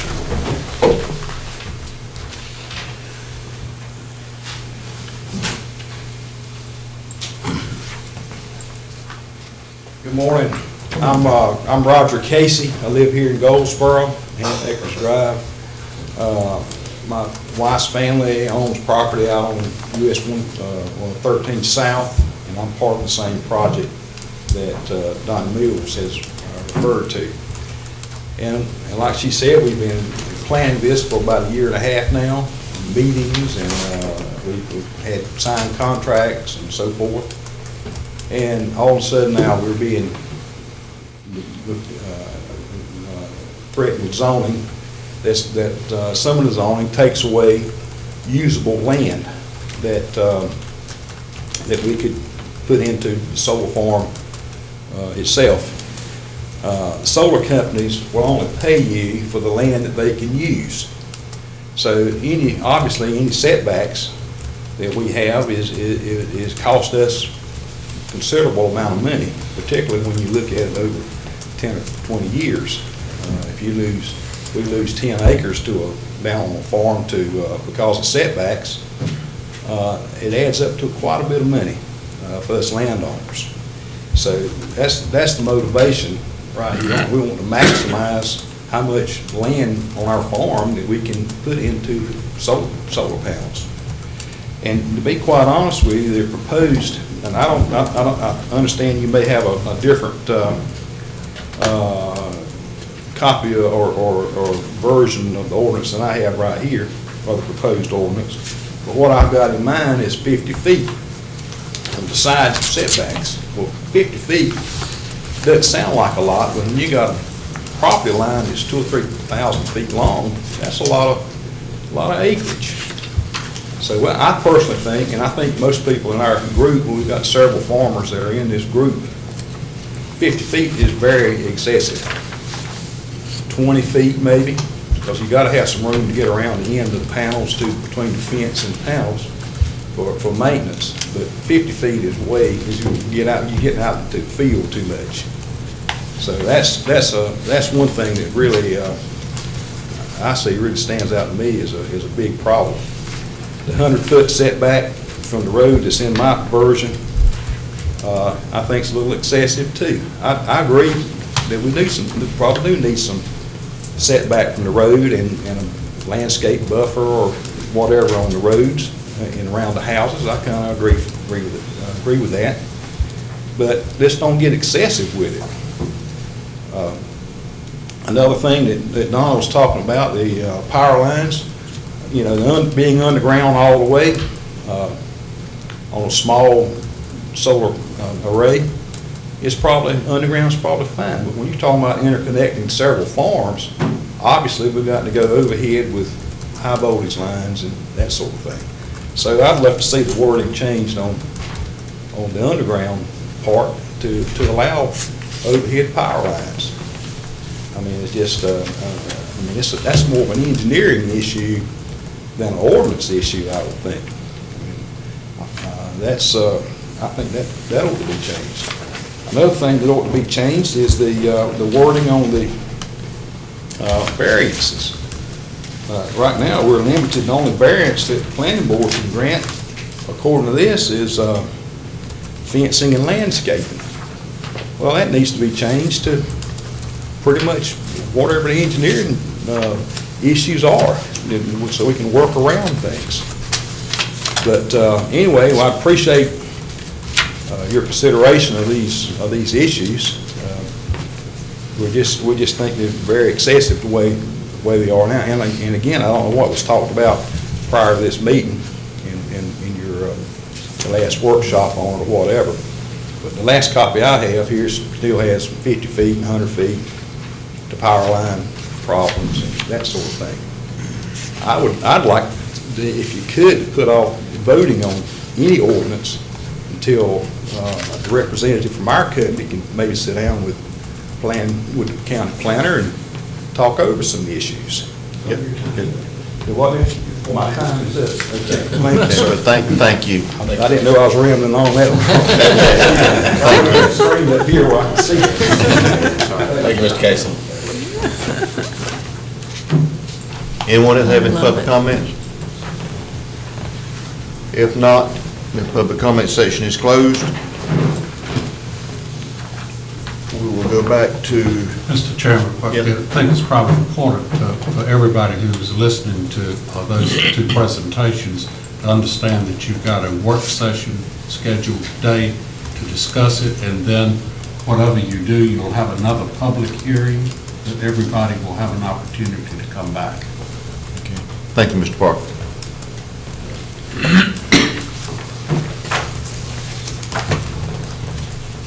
Okay, Mr. Wood, back to... Okay, we were talking about the number of sales. I think at this point it might be appropriate to hear from the sheriff and the chief jailer as to why they want some of the cells, one of the wings to have cells rather than the open dorm. The other thing I did want to stress before Larry gets up is to say this. What we're looking at is basically a 2 or 3 phase project. The first project and the first priority, as y'all know, is we need to get this satellite jail underway as soon as possible. Our estimation is from the architect it could take up to 4 years before we were able to occupy the larger jail. So what we're really looking at here is enough capacity to carry us for that 4 years till you can get to the larger jail. And so if you're looking at 218 cells, which is roughly what he's talking about here, we need about 118 to 120 now when we hit our peak in the summer. So that would give you close to 100 for growth, unfortunately, in the number of people that we would need to incarcerate there. So, and as y'all know, there have been several changes in state law that we're having to look at, and we'll get into those in a minute. But for now, let me just turn it over to the Mr. Chairman, if I could, Okay. I don't have a problem with the fact that we in fact need those. It was the number that I had question about. I think on the front end, it may be more cost-effective to have the architect develop that pod to be larger, that would in fact be more than 26 cells. That was my only concern. Well, we can look at that, Joe. The concern there is, as y'all know, we've got a site that's about 10 acres. And so I'm a little concerned about, to the extent that we extend that out too much, we may be eating into the area we need for the larger jail and the sheriff's office. Mr. Mann. Well, am I thinking maybe, we talk about William Street for quite a while. Are we thinking that we're going to use this as a temporary location, and then am I thinking correctly that we may go out someplace else and build another jail? I thought we were going to use this property on William Street and any adjoining property that we might could purchase, and this would be the location of the jail. Well, that's what we're talking about. We'd like this to be the permanent site wherever we go. Okay. The idea would be, and the sheriff would prefer it, and I agree with that, is when you get through, you end up with one jail. So that when this one is used up its useful life, it gets taken down, then you would expand this one again. Okay, so I think that's why I'm agreeing with Joe, is that if we're pretty sure this is gonna be our site, why not go ahead and build that extension out and include those extra pods? Because I think the architect needs to look at what all he can cite on there. Agreed. And if we can do it, then we can look at it. I'm just a little hesitant right now to say do that until he's been able to cite everything. Because what we need to do as part of this task is, as he's evaluating these sites, and that's in task 1, is to look at, can he get a footprint for the satellite jail, or I'd prefer to call it the misdemeanor portion of the jail, then the larger jail and a sheriff's office in there, on the property we own, and if we were to acquire anything next to it. And Rowan, you got to look at shower facilities, toilet facilities, and that's you're mandated or dictated on what number. You just can't, I mean, like we said 40, we want to do 50, you can't do that. You got guidelines from the state that you have to follow, and that's the reason we're looking at from 40 to 64. And when the sheriff and Major Greenfield gets up, they can, and Mr. Parker, they can explain it better to you, but the state is fixing to force more on us that the county is going to have to house where the state's been doing it. Well, my concern is you've got it in a contract here limiting this to 13 cells. And I'm just asking you if we might modify that, give us a little bit more wiggle room here rather than specifically. Well, we feel we did that because it says for an approximately 218-bed satellite jail. If we can. All right, so you feel like there's wiggle room? Yeah, we can add to that. If he feels like the space is there and we come back, there'll still be time to discuss that. Well. But remember, we're going to do the study first. Right. And that'll be the time at which I think we can get that issue resolved on the front end before he starts actual design. Well, and I'm sure we're going to hear this in just a minute, but the chairman's correct, and that is, it's not only the fact of our growth now, but the state evidently has a mindset to throw more of these over onto the county, where all DUI offenders. That's right. I mean, just more and more, we're going to have to house these prisoners. That's right. And they're closing prisons. So we just don't want to underestimate. Well, I agree with that, and that's why we have, we've steadily bumped this thing up. Sure. We started off at 120. When I started negotiating this. Almost doubled it. Well, when I started negotiating this contract, we were at 120. Yeah. And we have sadly, and then Larry and I met, we almost immediately took it up to 160. And then this issue came along, and we bumped it up again. And the 160 right now, if we had a jail on William Street with 160, we'd be full. We'd be right back up here at our next meeting trying to figure out what we're going to do with. Yeah, you'd be 10 more at prisoners. 120, and you'd have very little growth, which is why we think we need to bump it up again. Yeah. And another thing that we got to consider too, you know, 60-some we got farmed out right now, or whatever the number is, those facilities are filling up. I mean, it's gonna come to the point, we're not gonna have anywhere else to send them. Well, Because, I mean, the counties that we're getting bed space from now, is their population grows in their own county, that's gonna carve into what room we're getting, and That's right. And the sheriff made a good point on that, is the major law change has been that DWIs used to be, they stayed in the county jail for 90 days. Now they stay for 180 days. The change from state law is, starting January of this year coming up, they're going to stay in the county jail. Period. And so basically what that does is that puts more pressure on us. The state is closing 3 prisons. And so essentially what they're doing is they're dumping part of that population back on county governments. I mean, let's just call it what it is. That's what they're doing. And the problem that creates is just what you said, Wayne, is that as that happens, places like Sampson and Onslow and different places we've been farming these people out to, they're going to need more of their space to accommodate keeping their DWIs in the local jail. And so a lot of the capacity that we've had in the past that we could rent from them won't be there in the future. So that's an excellent point. Now, having said that, if we have 100 beds for growth, once we get this, we'll be flipping the tables, because people will be looking at us if we have that capacity.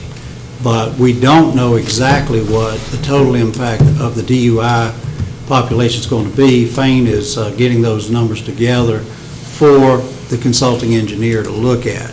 Because as y'all recall, part of this study is to do the trend line on what our growth would be. And of course, they're well-versed on what the laws are and what the changes are and that sort of thing. So they'll factor all of that into the study. But I think the bottom line is that before we finish the study, we'll have a pretty good idea of whether it makes sense to add some of the additional cells, I think, Joe, that you're speaking of now. But I feel like by putting approximately in there, we're not bound to a hard and fast number there. And also another driving factor also, correct me, Mr. Major Greenfield, if I'm wrong, juvenile right now is from 16 under. And they're going, or have changed it to 18 under. And you got, I mean, juveniles, you got to house them in you got to have separate housing. So you're looking at adding the age of 2 years onto that population also. Either that, my understanding is that's a proposal. At this time, it's not passed. At this time. Now, the other thing is, remember that the state has regional juvenile facilities, isn't that correct?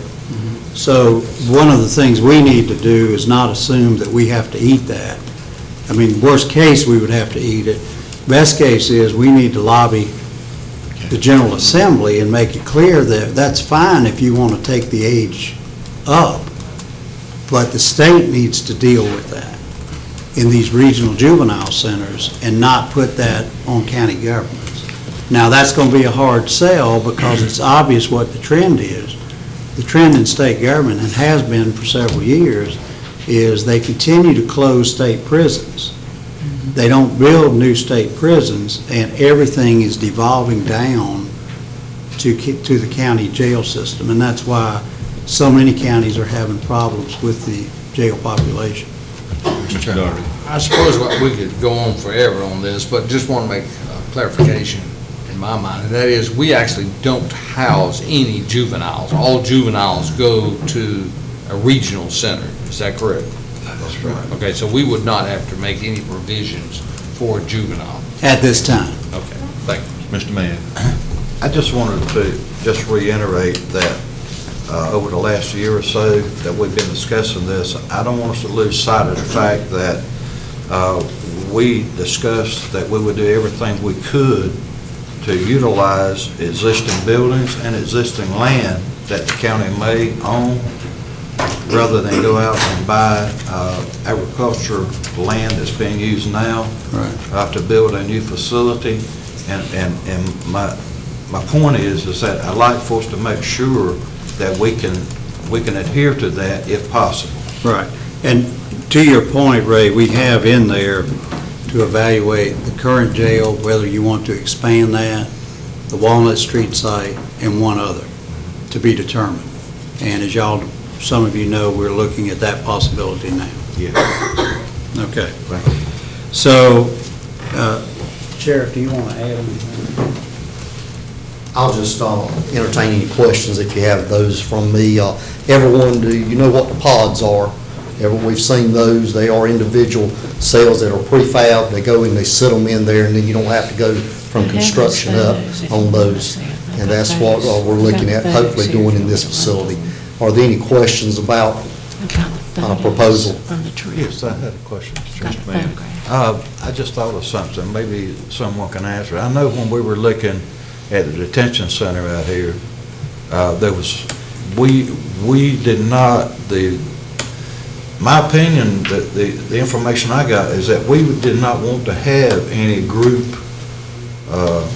jails, that we only wanted individual cells. And I'm reading something different now on the study that we're doing.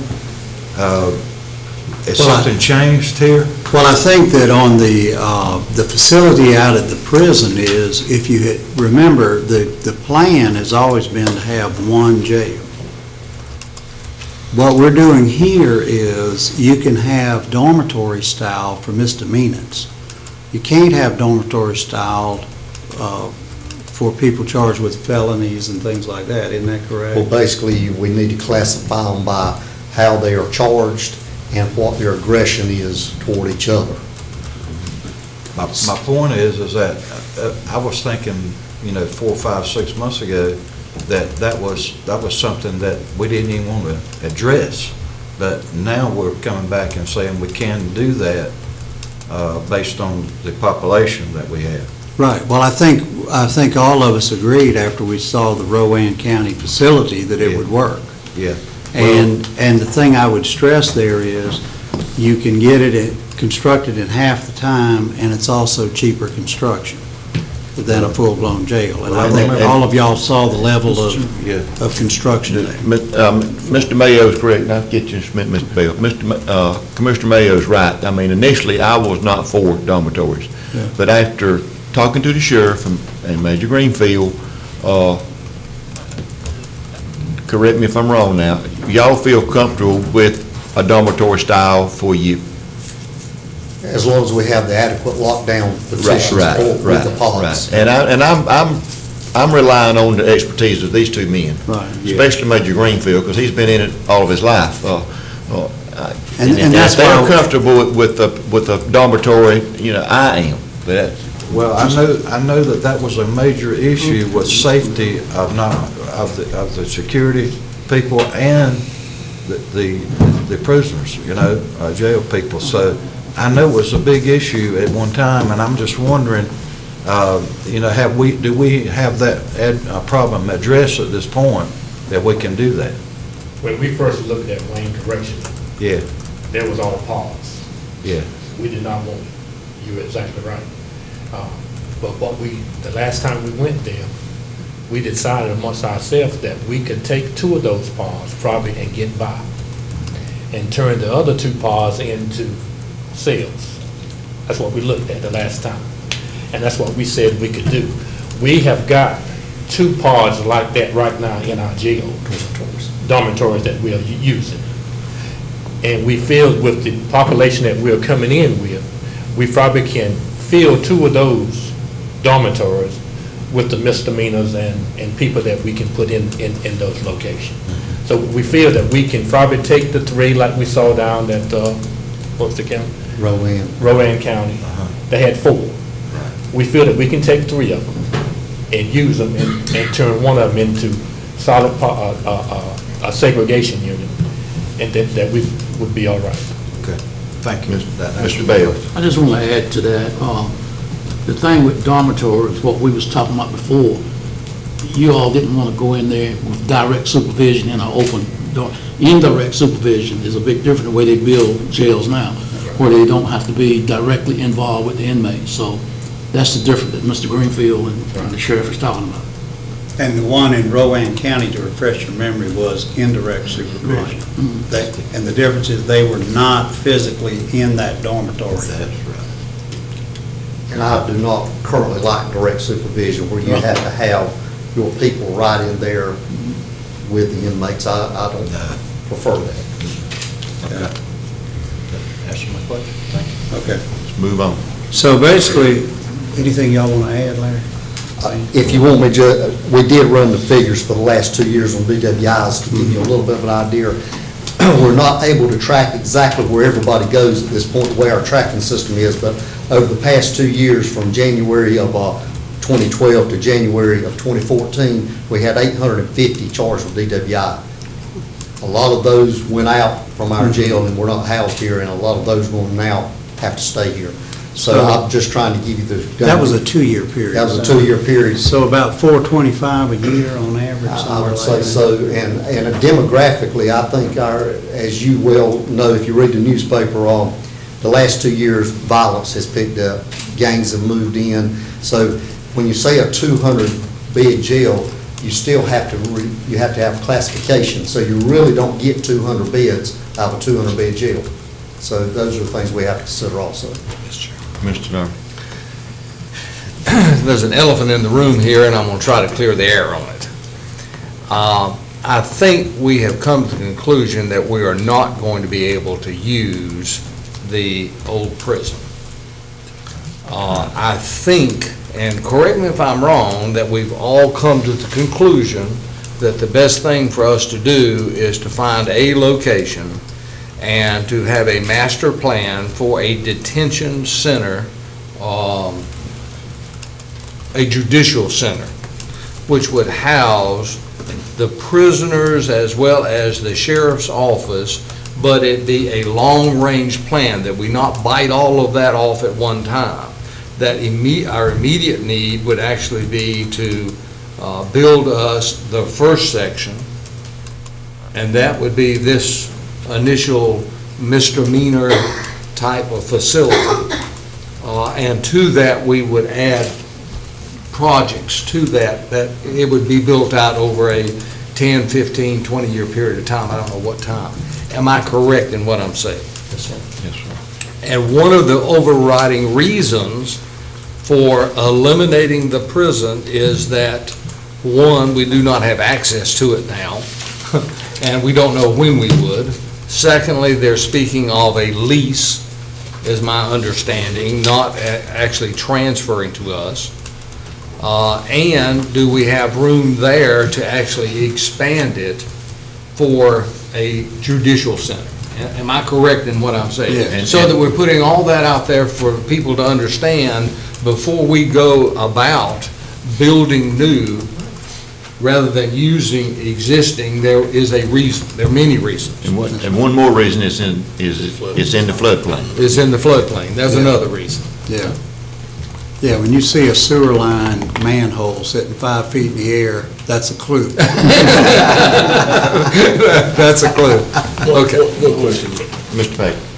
If you go to the dormitory style and you start to do these things in phases, you're still going to have enough lockdown cells, right?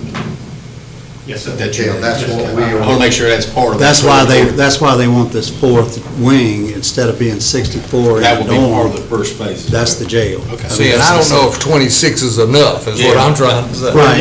You got to keep in mind now, he's still going to be using the jail up here. That's so right. It's not like that we're relying on that 26 to house everything. The other thing I wanted to We can point transport out, it back. the other thing I wanted to point out, in talking to the architect yesterday about this, is we may not have seen it because of the way the building was angled, but there was one detention cell in each one of those dorms.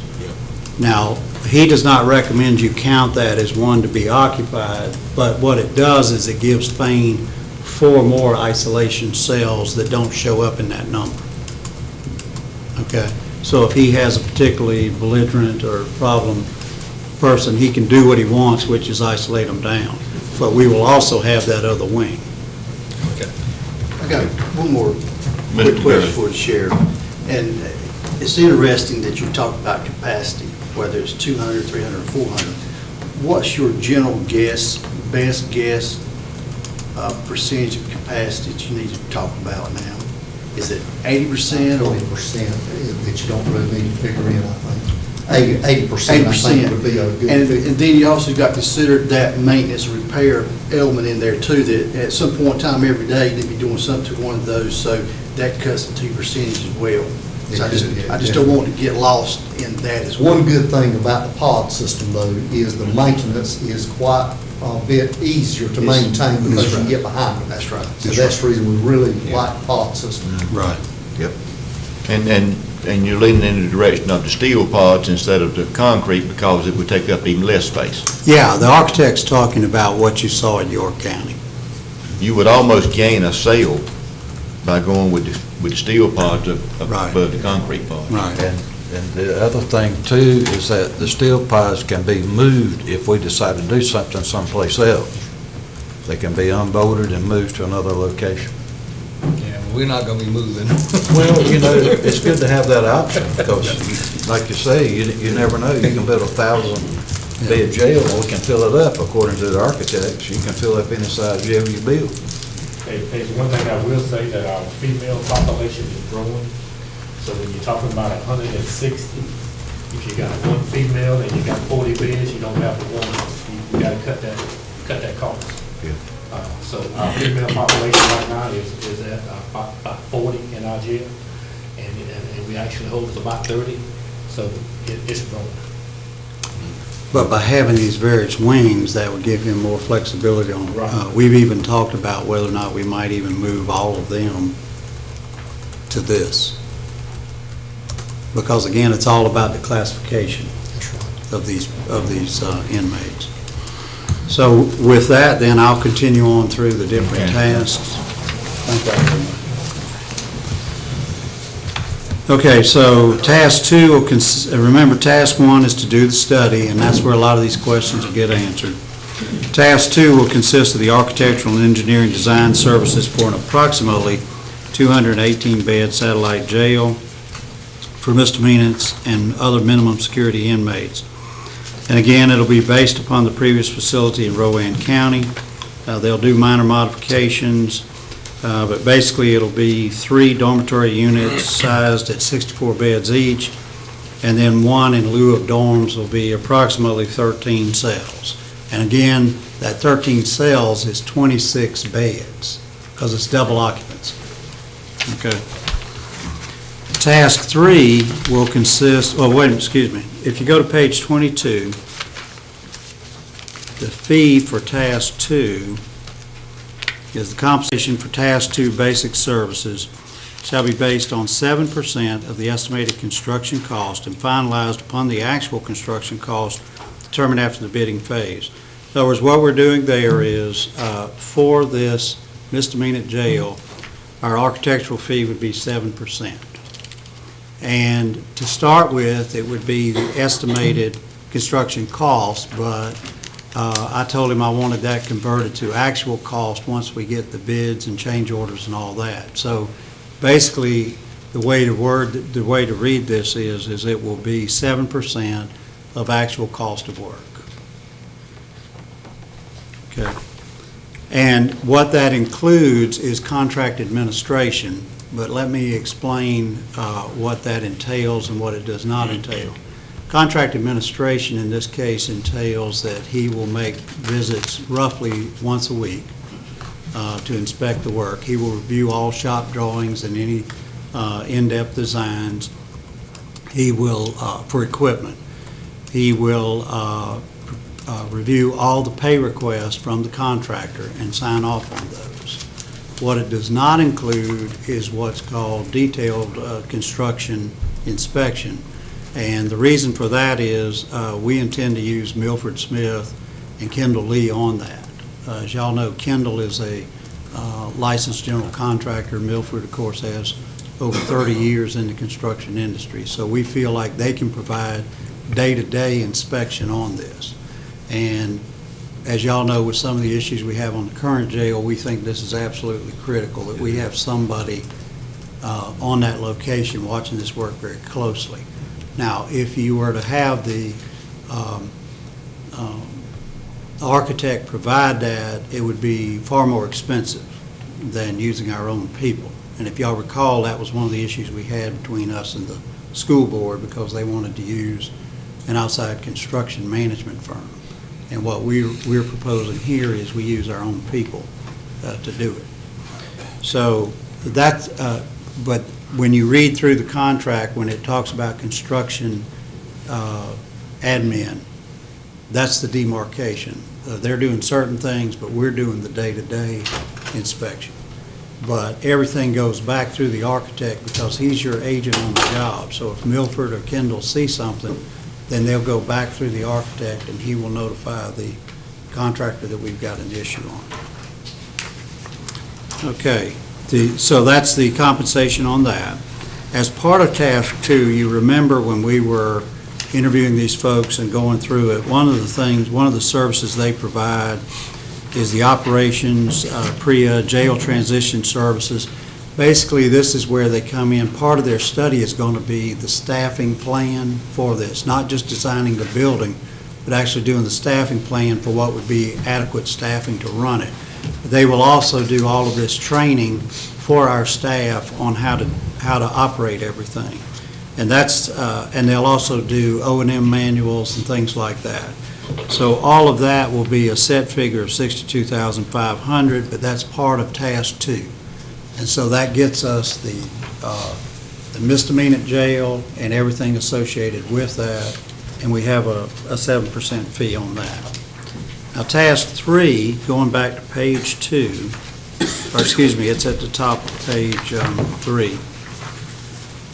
Task 3 will consist of the architectural and engineering services for the approved option chosen from Task 1 services and initiated upon owner's approval to proceed. So basically what we're saying is when you give them the go-ahead, they would proceed with the full design of the larger jail. But that would be dependent on you making that call. Now, one thing I wanted to stress is that this says will consist of architectural and engineering services. There are certain engineering services that are not included in this, and most of those have to do with the geotechnical aspects of the land. It's fairly normal to have those taken out, and you provide all of that in a separate contract. So if you go to page 22, the basic services upon written authorization of owner will be based upon a 7.5% multiplier of estimated construction cost of new construction and 8.5% if renovations and additions are selected. So essentially what we're saying is if we select the Williams Street site or another virgin site, it's 7.5% of actual construction. If you go with renovation and or addition to the current one, it's 8.5%.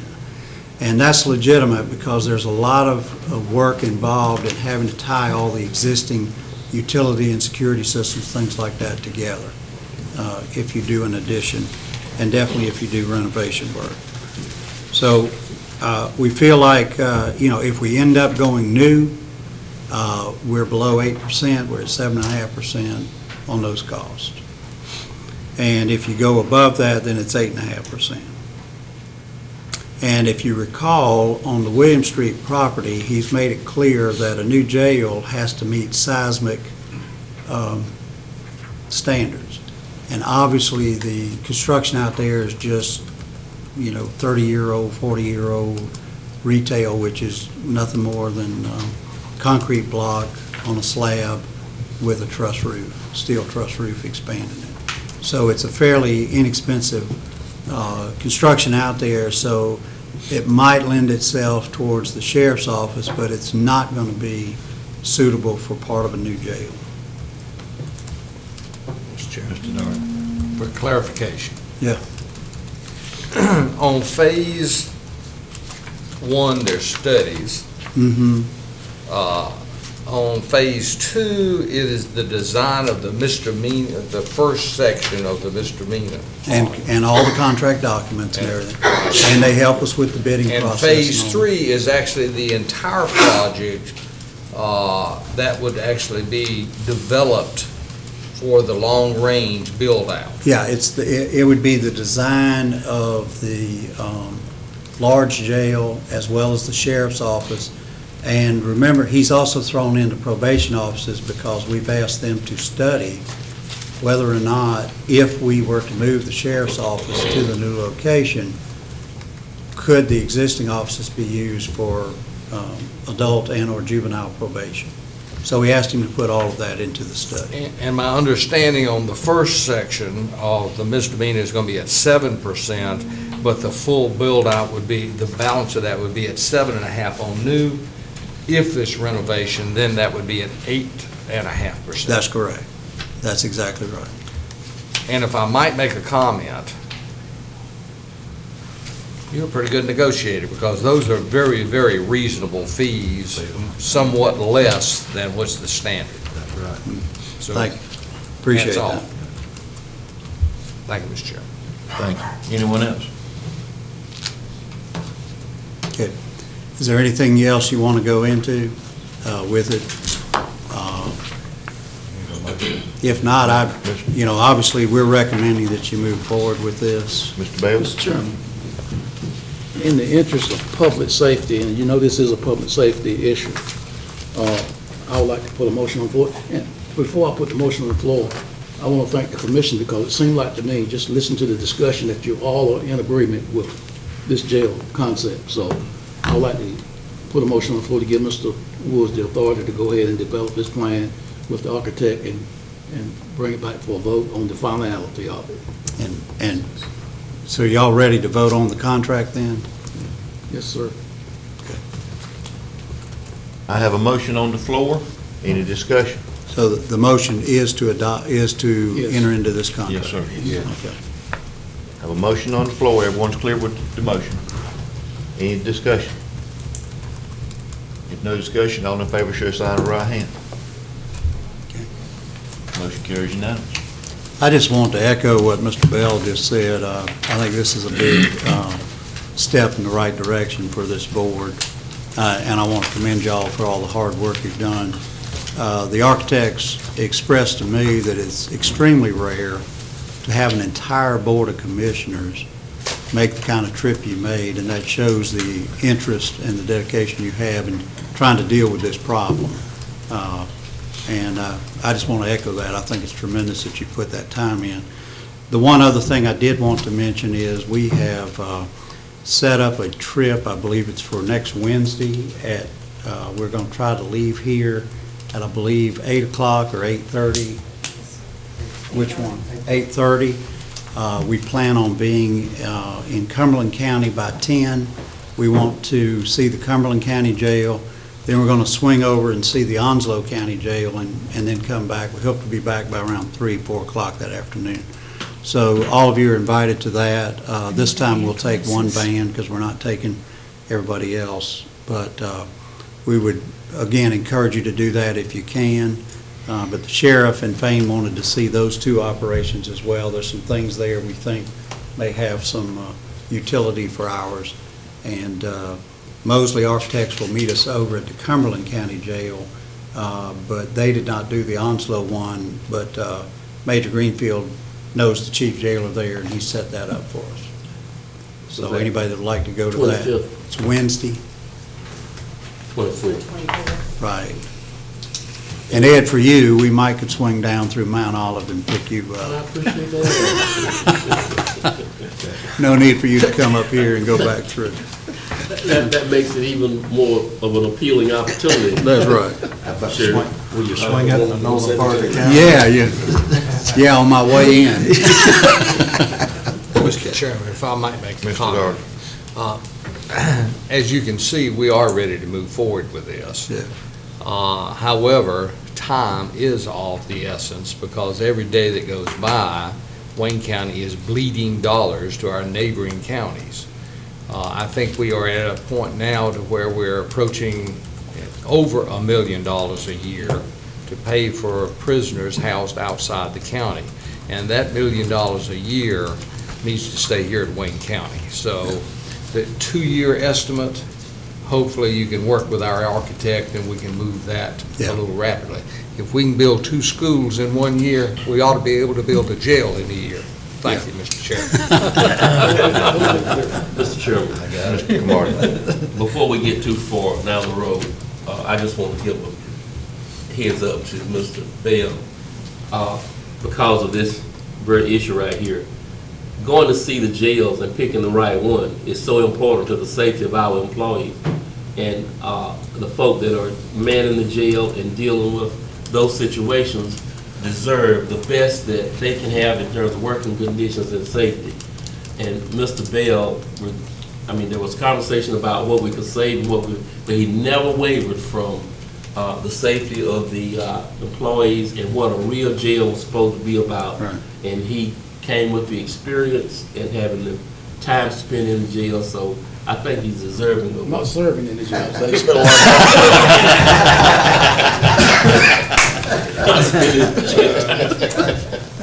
Thank you, Mr. Bell. Thanks. Mr. Anyone Chairman. else? Just let me make a brief comment. I want to thank Ms. Woods and Mr. Noel and Mr. Woods for their tireless effort in helping develop these plans. You'd be surprised how much work they put in behind the scenes doing this, so thank you all. Thank you. And, Mr. Chairman, Mr. Mayor. and I echo that too. There's been a lot of hours spent talking about where we're going. We have done our due diligence on where we're headed, and I feel good about that. We've had everybody at the table.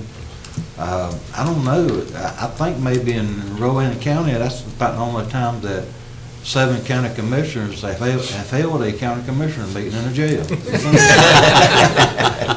But at any rate, I thank you for your pushing forward and get all the commissioners and everybody concerned. So we got a map to go with, and unless something really comes in and trips things, we need to stick to our guns and where we're going. Thank you, Mr. Chairman. And we did have a meeting in a jail, but we did not vote on anything. Yeah, but we still didn't vote on it. We did not have a meeting. Okay, let's move on. Is that everything on the jail? Yeah. Okay. Thank you, Sheriff. Thank you, Major Greenfield. Thank you, Noel. Consent agenda. Mr. Chairman, I move approval of the consent agenda. I have a motion on the floor that we approve the consent agenda. Any discussion? Mr. Chairman, if we could, I just wanted to verify that that included the Constitution Week proclamation. That was the add-on? Yes, sir. Okay. Any other discussion? If none, all in favor of this consent agenda, show sign of right hand. Motion carries unanimous. All right, new business. We've taken care of the first 6 items. Ms. Hope, budget amendments.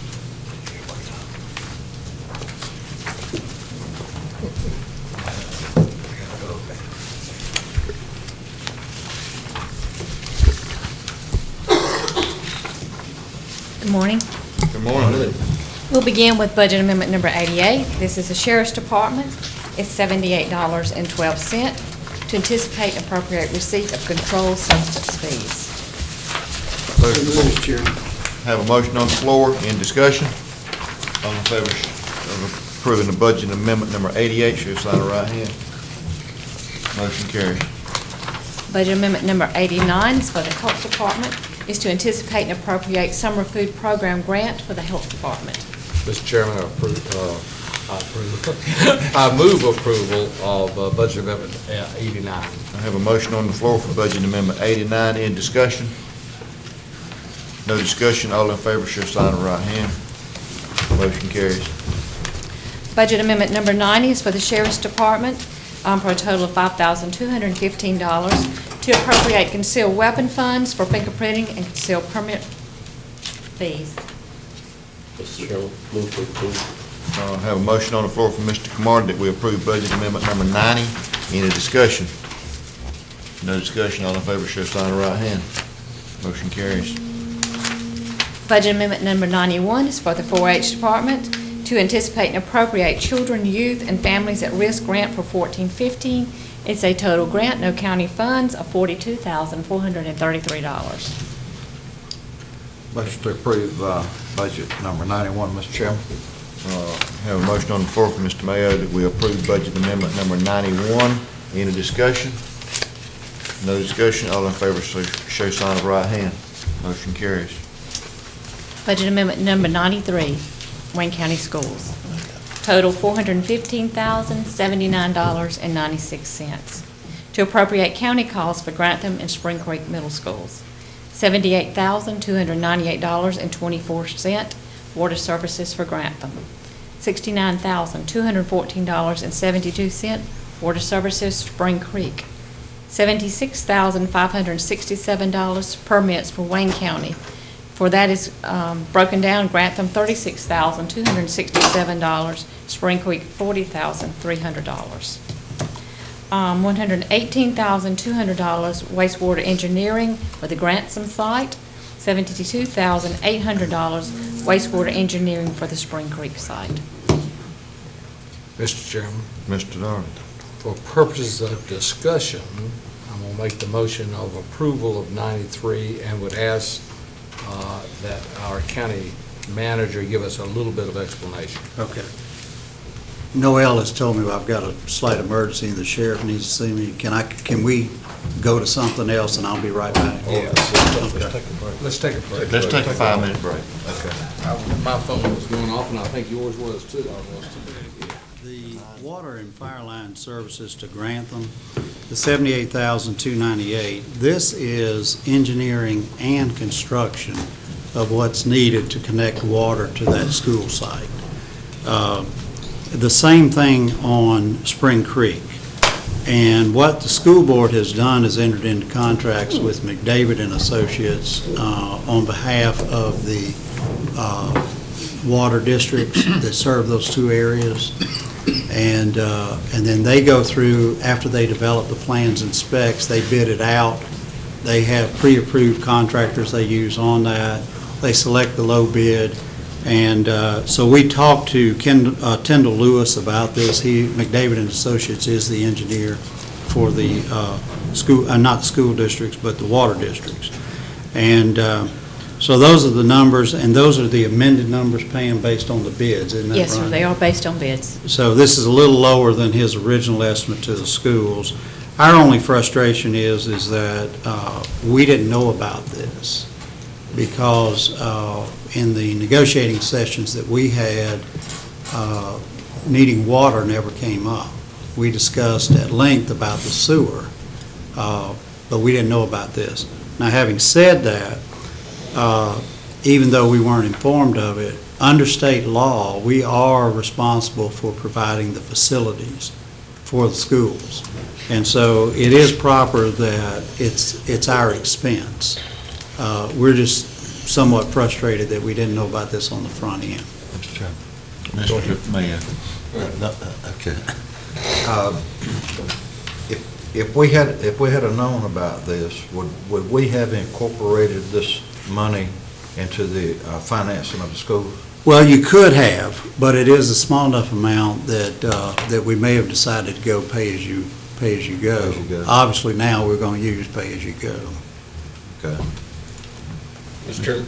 Mr. Pate. To me, I think that's a lot of money, How many more surprises like this are we looking for? Well, Because I'm glad you. Three of these, you're talking about raising taxes to pay for it. Well, I'm glad you brought that up. Pam and I have asked the school's finance officer to go back and give us a list of any and all additional contracts so that we can do exactly what you're talking about and nail all that We down. need to know up front. That's right. Like Mr. May was saying, we could have incorporated all this in the original loan and probably saved a lot of money over years. Yeah, you could have spread it out, Right. whereas now we'll have to use fund balance. That's on it. right. Yeah. So that is what that is. The permits we knew about. We knew we'd have to do building permits, and, I'm sorry, Mr. Chairman, before we get past the water, okay, if I'm understanding, basically, the water tap and engineering that is being charged by the sanitary districts because it had to be their engineer and their contractors. The water tap is $78,000 for Grantham. Well, let me say I mean, this. I say water tap. It's more than a tap. Okay. They're having to bring, the line under the roads and things like that. So there's more than just, it's not just a tapping saddle. Well, I hope it is a whole lot more than that if it's, almost 80 grand. It is. But from my perspective, it would look like a water tap. I mean, Yeah, it's more than that. It's more than It's just like with the sewer, we're having to do more than a simple tap there. But these are the charges through the approved contractors of the sanitary district. That's correct. And their engineer. And their engineer, and we have copies of the contracts between the school board and the engineering firm. Mr. Chairman. Mr. Pate. Could you speak to the cost of the wastewater, both at Grantham and Spring Creek? Well, those Why they're different and why you have they appear high to me. Okay. I'm not a plumber or an engineer, but it seems like a lot of money to me. Well, you have approved those. And what this does is just incorporate what we've already approved. If you remember, we negotiated those fees. The reason there's a difference is Spring Creek is very straightforward. The engineering study there was very straightforward. All we needed to determine was with the invert is could we go gravity feed or not. I think we have to go about about 4/10 of a mile. The only question was, could that go gravity feed, or did we have to go with a force main and a pump station? And the answer is we had to go with a force main and a pump station. But that was relatively straightforward. So that's the engineering on that. The engineering on Grantham is looking at two possibilities. One is whether we can do an on-site system. And for that, you have to do more geotechnical work. It's not just whether gravity flows or not. We're actually trying to put in a drain field and an on-site system there, which is far cheaper than if you had to go 7 miles of a pump station and force main for about 7 miles to tie back into the And system. you're having to go around all those wells and all that, correct? Yeah, you have to do that. They're putting those primarily on the football field. We're going to put ours other places. But essentially, that's the difference, Bill. It's a more detailed system here that you're having to look at. Okay. So before you adopt that system, would it come back with two different options with that or the sewer line and the cost difference?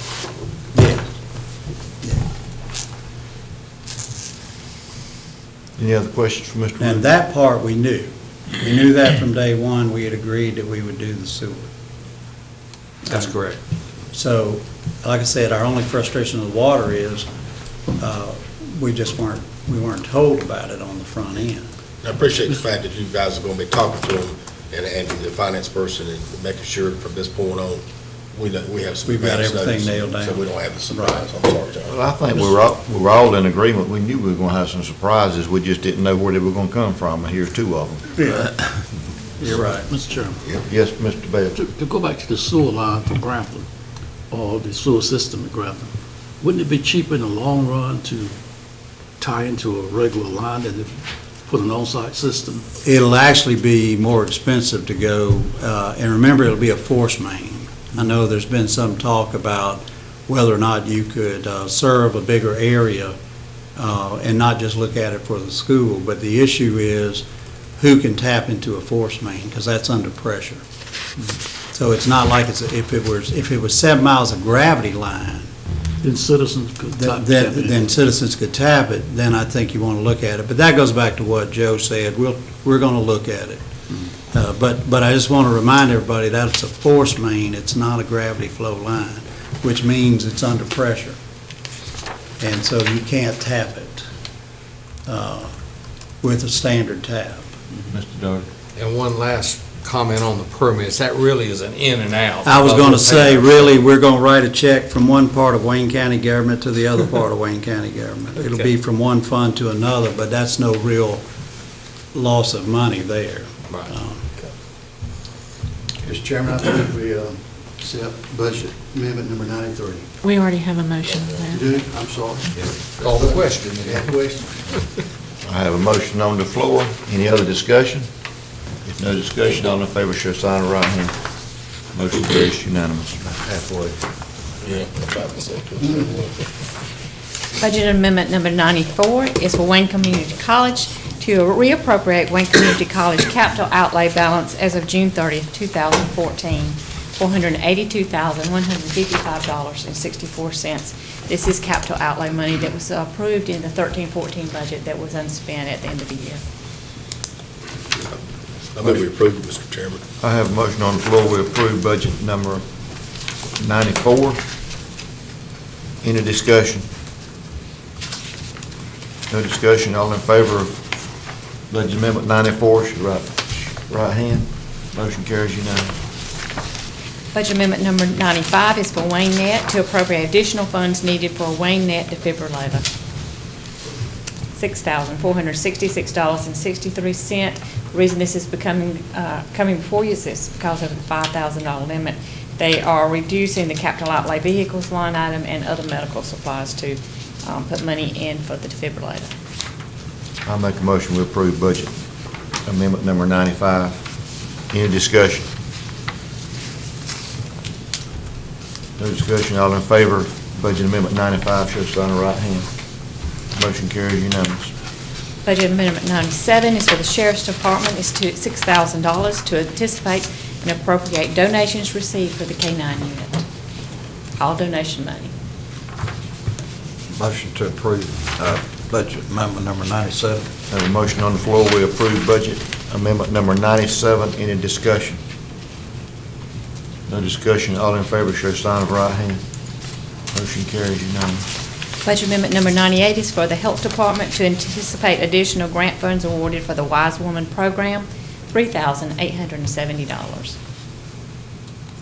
Move adoption, Mr. Chairman. I have a motion on the floor. We adopt budget amendment number 98. Any discussion? No discussion. All in favor, show sign of right hand. Motion carries. Mr. Chairman. Mr. Wood. Could I make a suggestion, please? We have two folks who have sat here waiting on the solar panel discussion. Yes, sir. And this issue of the North Carolina Department of Transportation, I think is going to take some time. What I would recommend, as a courtesy to them, if we went ahead and took the solar energy issue first, that way they wouldn't have to come back after lunch. And then when you come back from the cooperative extension, if we run that long, then you could take up the transportation issue at a later date, and a later time. Certainly. Do I need a motion to go into work session? No. Okay. All right, Mr. Wood. Mr. Chairman, I'm going to turn this over to Connie to go back over and open up the discussion on the ordinance regulating the O&M of solar energy facilities. Good morning. Good morning. Also, before you get started, Connie, we do have people in the audience concerning the solar energy installations, and also we have chairman of the county planning board here. They spent a lot of time, a lot of hard work on their recommendations, and in our work session, if the chairman of the planning board has any comments at the appropriate time, I'd like for him to have the floor. Okay, go ahead, Connie. What I'm going to try to do since we're last met is make the changes that were discussed and make the changes to the ordinance before you. So what I'll do is go through and highlight where we've added in or deleted or changed. At the bottom of page 2, under definition for public roads, added in setbacks for improved areas shall be measured from the road right-of-way. Add in the definition for residence on the next page. The building use is a dwelling for one or more families or persons. Under solar energy facility, change it from 2 to 1, but is not limited to the use of one or more. solar energy systems. Under Section 4, prohibitions, added in modifications to an existing solar energy facility that increases the area by more than 20% of the original footprint or changes the solar panel type shall be subject to this ordinance. Moving down under Section 5, struck out item B, the minimum lot size for solar energy facility shall be 10 acres, struck that out altogether. Under D, struck out part of it says, where it says receive a recommendation from, struck that out. In this case, it now would have all solar energy facilities located in areas covered by the 2011 ACUS report or subsequent reports must be sent to Seymour Johnson Air Force Base Commander or designated official for comment, and then added in, the base commander must be given 21 days for a response. Under E, for all improved areas, including disposal areas, shall be at least, we had 100, we changed it to 60 feet from a public road and changed from 50 to 25 feet from a fence line. Under F, changed improved areas shall be at least, instead of 150, it's 100 feet from any residential area, struck out building, and left in churches. Under H, we changed all solar energy facilities located in a residential area shall have a minimum landscape buffer. I've changed it from 50 to 25 feet. Added in, the buffer shall contain evergreen trees added in or bushes. Added a sentence in, the buffer shall obtain a height of 10 feet within 3 growing seasons. Added in, the trees or bushes may be trimmed, but no lower than a height of 10 feet.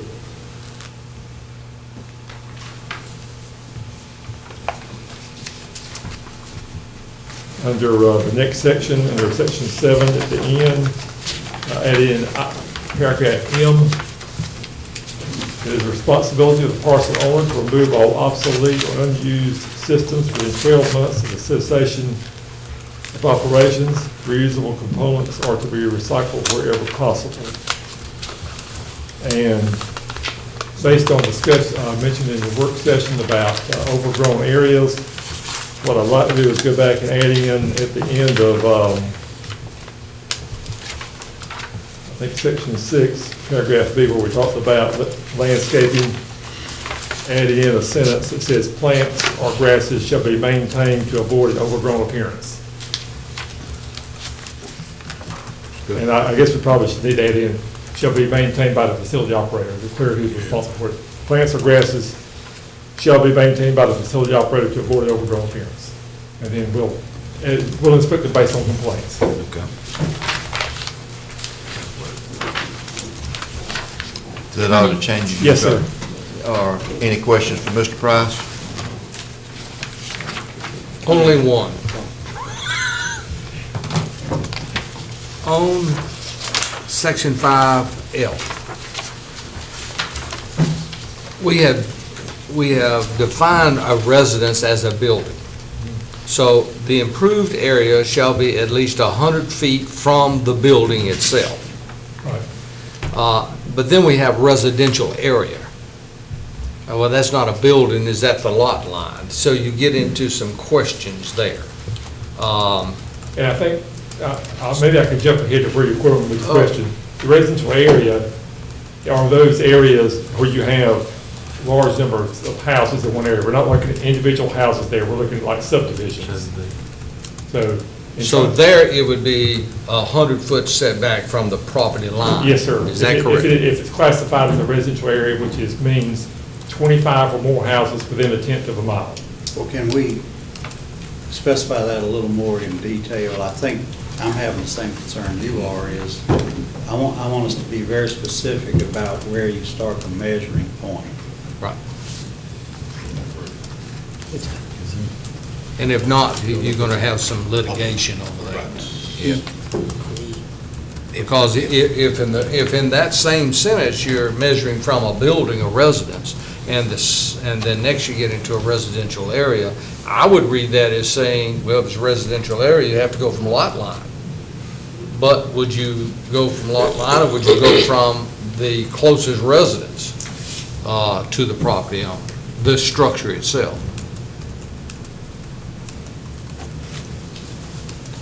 Right, I see. I just I want to think hear in that. with the residential area, you would go from the lot line. Then you need to probably put that as a separate line item, then take it out of that sentence, and saying that on any existing subdivision residential area, because now you got to define residential area. Right, this is at the top of that same page. Oh, it is? Connie, if I'm reading this right, though, if you're saying 100 feet from any residence, and you're saying that would be measured from the building? Yes. Is that right? But if you're saying 100 feet from any residential lot line? And if it's in a residential area. If it's in a residential area. Right. But I mean, theoretically, somebody could have, say, a half acre to a 1 acre lot. The house could be 70 feet from the rear lot line, and we would require, in essence, we'd have 170 Yes. feet. In that case, we'd have 30 feet. If it was just one house. Well, how does anybody know that? I can't read that and know that. The residential area would be those areas adjoining the facility that would have 25 or more houses in a tenth of the mile. So we would put a buffer around a proposed facility.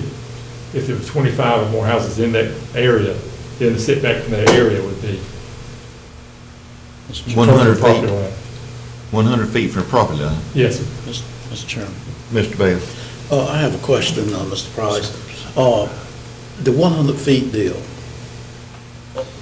are you doing that because of safety issues or appearance? Well, appearance and protection of property values for the adjoining property. I don't think there's anything been shown that any of these are unsafe. I think there has been some complaints by neighbors of noise, but the solar energies and different things are probably in agreement that these facilities are safe. There's just panel there, there's the inverter. Unless somebody goes over and tampers with the inverter, there's no risk. In doing this and trying to find a balance between the desires of those that are developing the facilities and the protection of the neighborhoods that are in place already. It may be with we could use measurement from the house in both cases, and just to simplify it. Mr. Price, I just want to see if this is the residential area, the housing development, then the distance we're talking about is 100 feet. Right. All right. If it's a house sitting on a lot, and say this is a 300 by 300 lot, then the distance is going to be? We would take away whatever distances that house is from the property line. All right, so the house is sitting? The house could be 100 feet from the property line in that case, and then you'd have no residential setback would not matter. So they could, the unit, the facility could come, this facility could come right up to the property line? Yes, sir. Because the house is sitting over in the property? Yes, sir. And therefore reaching that 100 feet by sitting over in the property? That's correct. But don't we have a buffer that would restrict you from going right up to the property line? Yeah, you got a 25-foot. Yeah. From the line. You have that. Yeah. Okay, so then that does? You have a minimum of 25 feet. All right, so that adds additional safety to the property owner with that one house in that lot because of what? Right. Yes, sir. The minimum, the closest it could be anywhere is 25 feet. All right, so they could get within 25 feet of the line where the one house is? Yes, sir. If it's Happy Valley housing development, it's 100 feet from the housing development, where the housing development starts? Yes. Okay. Now, can the buffer go in that 100 feet? Yes. Or is it accumulative? It could go inside the yes. Yeah, I have some heartburn on that, because you are going to have a planted buffer, landscape buffer that's going to be 25 feet. So, and you've got bushes and trees that are going to grow 10 foot high, so you're already buffering it off. Whether it's a church or subdivision or whatever, you're already buffering it off by landscaping it. So I understand where you're coming from, because if there's an existing subdivision, you want to protect those property values. I understand. But you are doing that through fencing, by landscape buffering, and then we want to go an additional 100 feet, which really is putting an undue burden on that property owner that's trying to maximize his dollars. So I, for one, would prefer that we reduce that in half to go 50%, 50 feet. And here's why. Because you're at 25 feet normally. All you're doing is doubling it for an existing subdivision or a church, but you're still requiring the additional buffering. So rather than going 100 foot, I think we would just go with a 50 foot. I, for one. Thank you, Mr. Chairman. Just to clarify, you're saying in that case, for a residential area, measure 50 feet from the property line? That's correct, from the property line. So you may have a house that might be 100 foot. 100 foot off the line, so in this case, should be 150 feet. That's right, that's right. But you're just going 50 foot from the property line. Right. So you're having the 25-foot buffer and an additional 25 foot in buffer that's not planned. And then using Mr. Marty's example, if the house, if it was an individual house on adjoining property, and that house happened to be 100 feet from the property line, right, then you'd only have the 25-foot landscape. That's correct, that's correct. And then, Mr. Chairman, so you're still gonna have, if we move it to 50 feet, like Commissioner Darter is saying, we're still gonna have some instances where it could come back down to 25 feet. Anyway. Yeah. There's gonna be instances where 25 feet would happen, is that correct? Yes, sir. Okay. I don't have a problem with going with the 50 feet. I'll go along with it, Mr. Darter. If you would change that 100 to 50, I'm on board now. Is that E? That would be, 100, that would be 100, excuse me, 50 feet for the residential area, and then, 100 feet from any residence. The individual residence measured from the building itself. If it's a residential area, we'll measure from the property line. If it's from a residence, we'll measure from the building. Yeah, we just need to make sure we're specifying that. Yeah, but you're 100 feet from the building itself of a residence if it's not a residential subdivision area. Now, if it's a residential area, there's an additional requirement that you're going to go from 25 feet to 50 foot on the buffer. Yes. Measured by the property. That's correct. Yes. Measured by the property line. So there's a fundamental difference. That's between correct. a standalone house and a subdivision. That's correct. I We're think just it gonna needs to, specify that. like you said, it needs to be spelled out. I It needs to be understand spelled it's a out. little confusing if you don't have actual. Yeah, because that's not what this says. Yeah. That's right. So give us a different sentence on that, on the residential area, and I think that would take care of it. I think that'll take care of it. Do you feel comfortable with that, or do you? Yes, sir. Mr. Aycock, you chairman of the planning board, have you got any comments you want to make? Just one. So you want this off your plate? I've envisioned the whole time we've done this, we represent all of Wayne County. Sure. Not just you, and I understand this. Another comment later on, but anyhow, I envision that if you get up tomorrow morning and make you a cup of coffee, go sit on your back porch or in your sunroom or your living room, wherever, and you look out your window, do you want to see a solar panel sitting right there?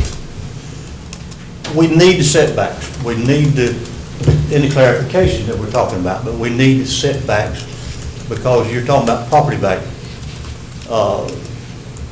I don't think property value in your homes would be as much tomorrow if there's a solar panel sitting right next to it as it is today.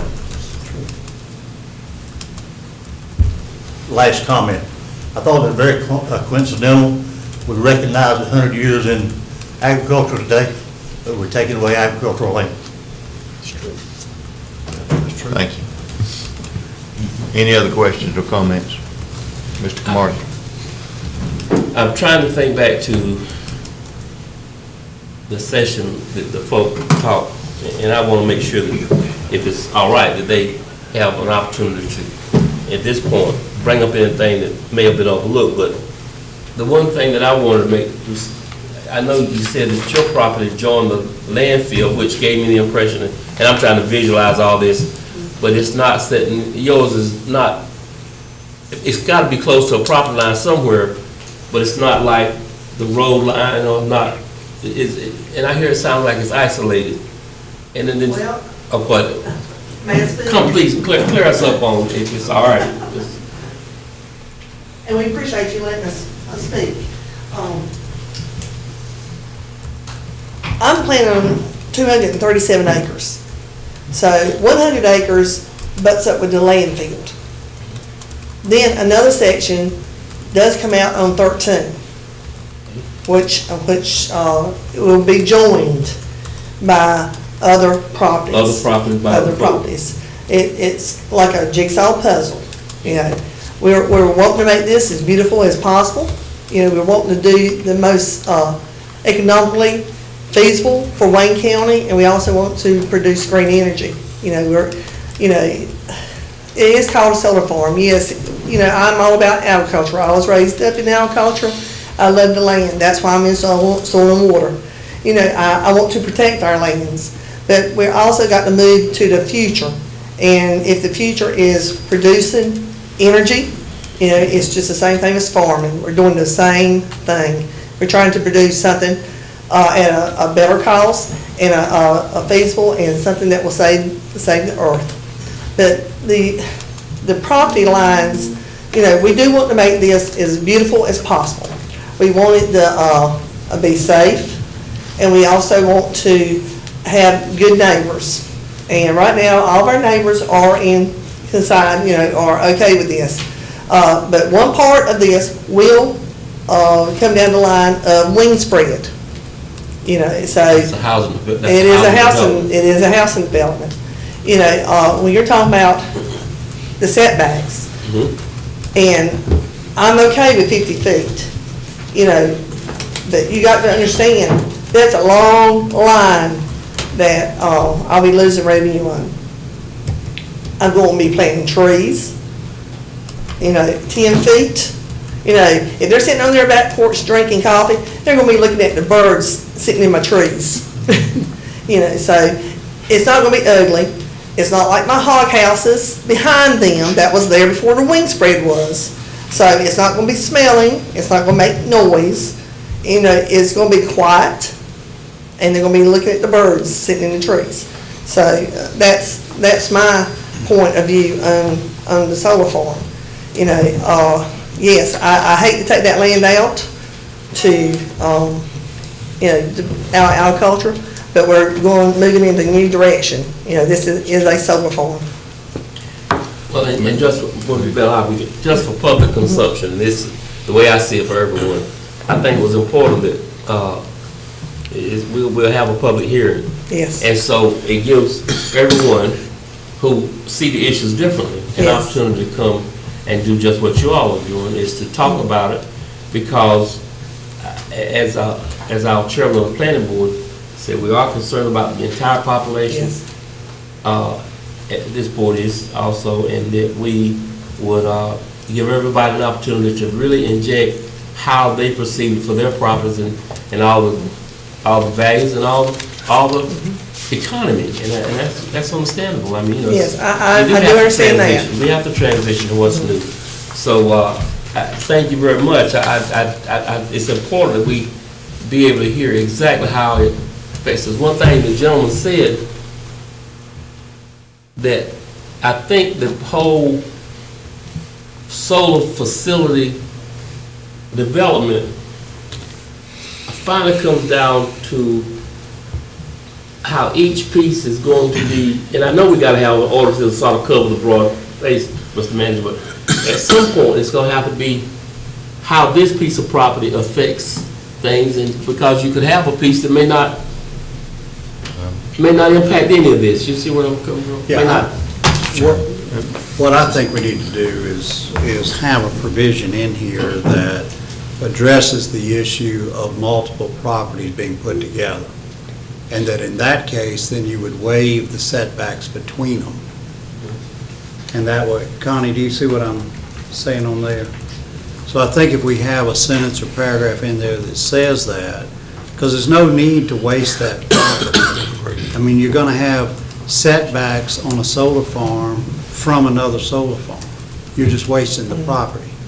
So to me, I would say that we need to have a provision in there that where there are two or more properties, individually owned properties that are being aggregated to create one solar facility, that those setbacks between the two are waived. And one final thing, at the previous public hearing, if I remember correctly, someone made a comment that one of the farms, someone's farm, was going to be connected near somebody else's farm, so why would you have a setback? And I just wondered, Right. when all the 3 or 4 of you got together, did that encompass what was written? All right. Yes, Okay. because that's what the whole plan was. We started and then talked to our neighbors and they wanted to be on board. And Right. and it's Makes kind of sense. tumbleweeded down. I thought that was probably how that Because, came about. like I said, we're trying to do what's not economically feasible for us Smart. in today's world. Mr. Pate? Thank you, and don't leave it, Don. One of the things that you said a while ago, Mr. Casey's ever talking about, farms are all together, and you got blue line ditches. Yes. And on section 7B, we're gonna need to make a change on that, or perhaps that could, if we're gonna allow overhead lines, and I think we're gonna have to do that to make that possible to have those different facilities together, to, join together. Right. So we need to take, did the planning board discuss that, Don? Or don't that come up? Well, Or maybe it needs to be part of the what I Mr. think Miller was saying about adjoining farms. yeah, or well, facilities. we didn't consider two adjoining sites coming together. We were looking at one piece of property. Once you got the power onto the property, everything else would be underground. I think we need some language that speaks to what their concern was, because even adding to that, we see that Duke Power is going to invest $500 million in solar farms, and that's huge, and we're going to see huge solar farms. And the biggest one's going to be in Duke County, it'll be the biggest east of the Mississippi, as I read in this story. Mr. Mayor? I'm concerned about as far as the ordinance that we're looking at. We cannot cover in this ordinance every situation that's going to come up. We're looking at multiple farms getting together. Well, there's probably 150 or more different other scenarios we're going to have to that we're going to have to address. And that's why you have the right to do a variance. And I don't want us to get bogged down here and cover some things and leave some other things out when the variance, all of us sitting on this board are good common sense people. And I honestly believe that if any 3 or 4 or 20 farmers come up here and want to merge together, that we got enough expertise sitting on this board that we could come to the right conclusion. So my point is this: I don't want us to get too far into each different situation because we can't cover them all. We need to leave some room for the application of the variance. I mean, we can sit here and if it all day long. Yeah. But like Mr. Mayor says, it's, we got to make a decision,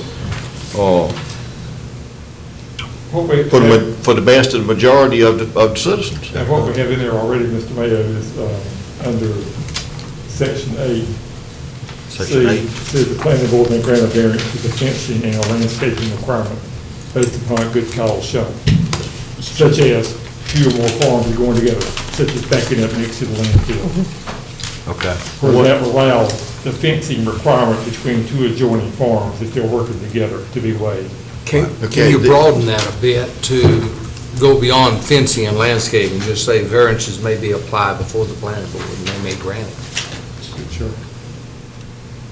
Kind of just to clarify, the recommendations or the changes that you are recommending today, they did come from the planning board? No, sir.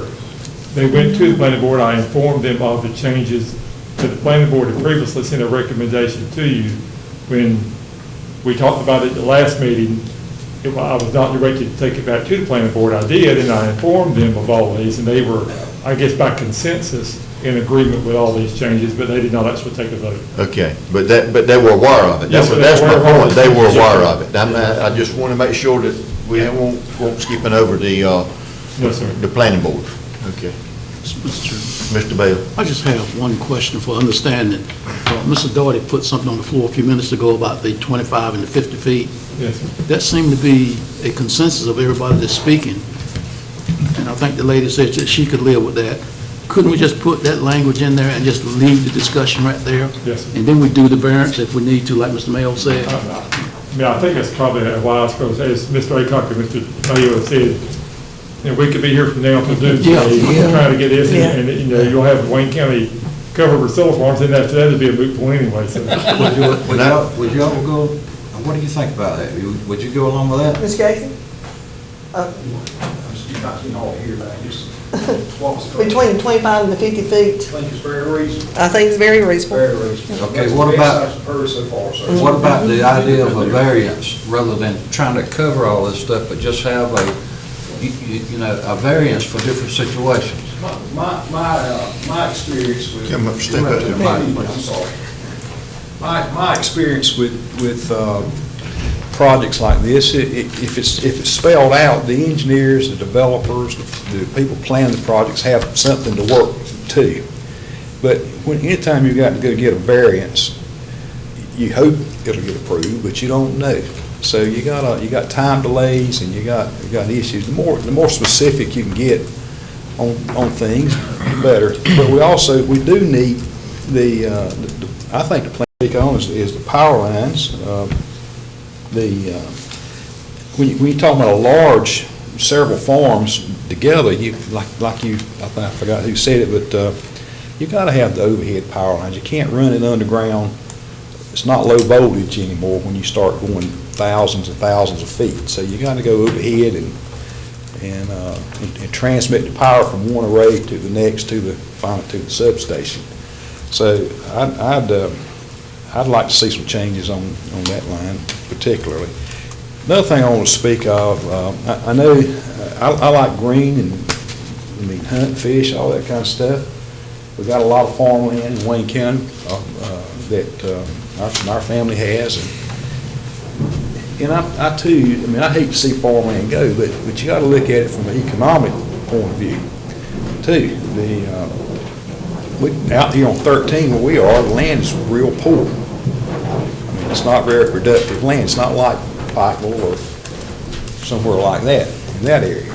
So the solar panels is the highest and best use that we can get on that kind of land. There's no way in the world you can farm that land unless you grew something illegal that would that could pay that kind of money. These people work hard to pay. That's not been passed yet.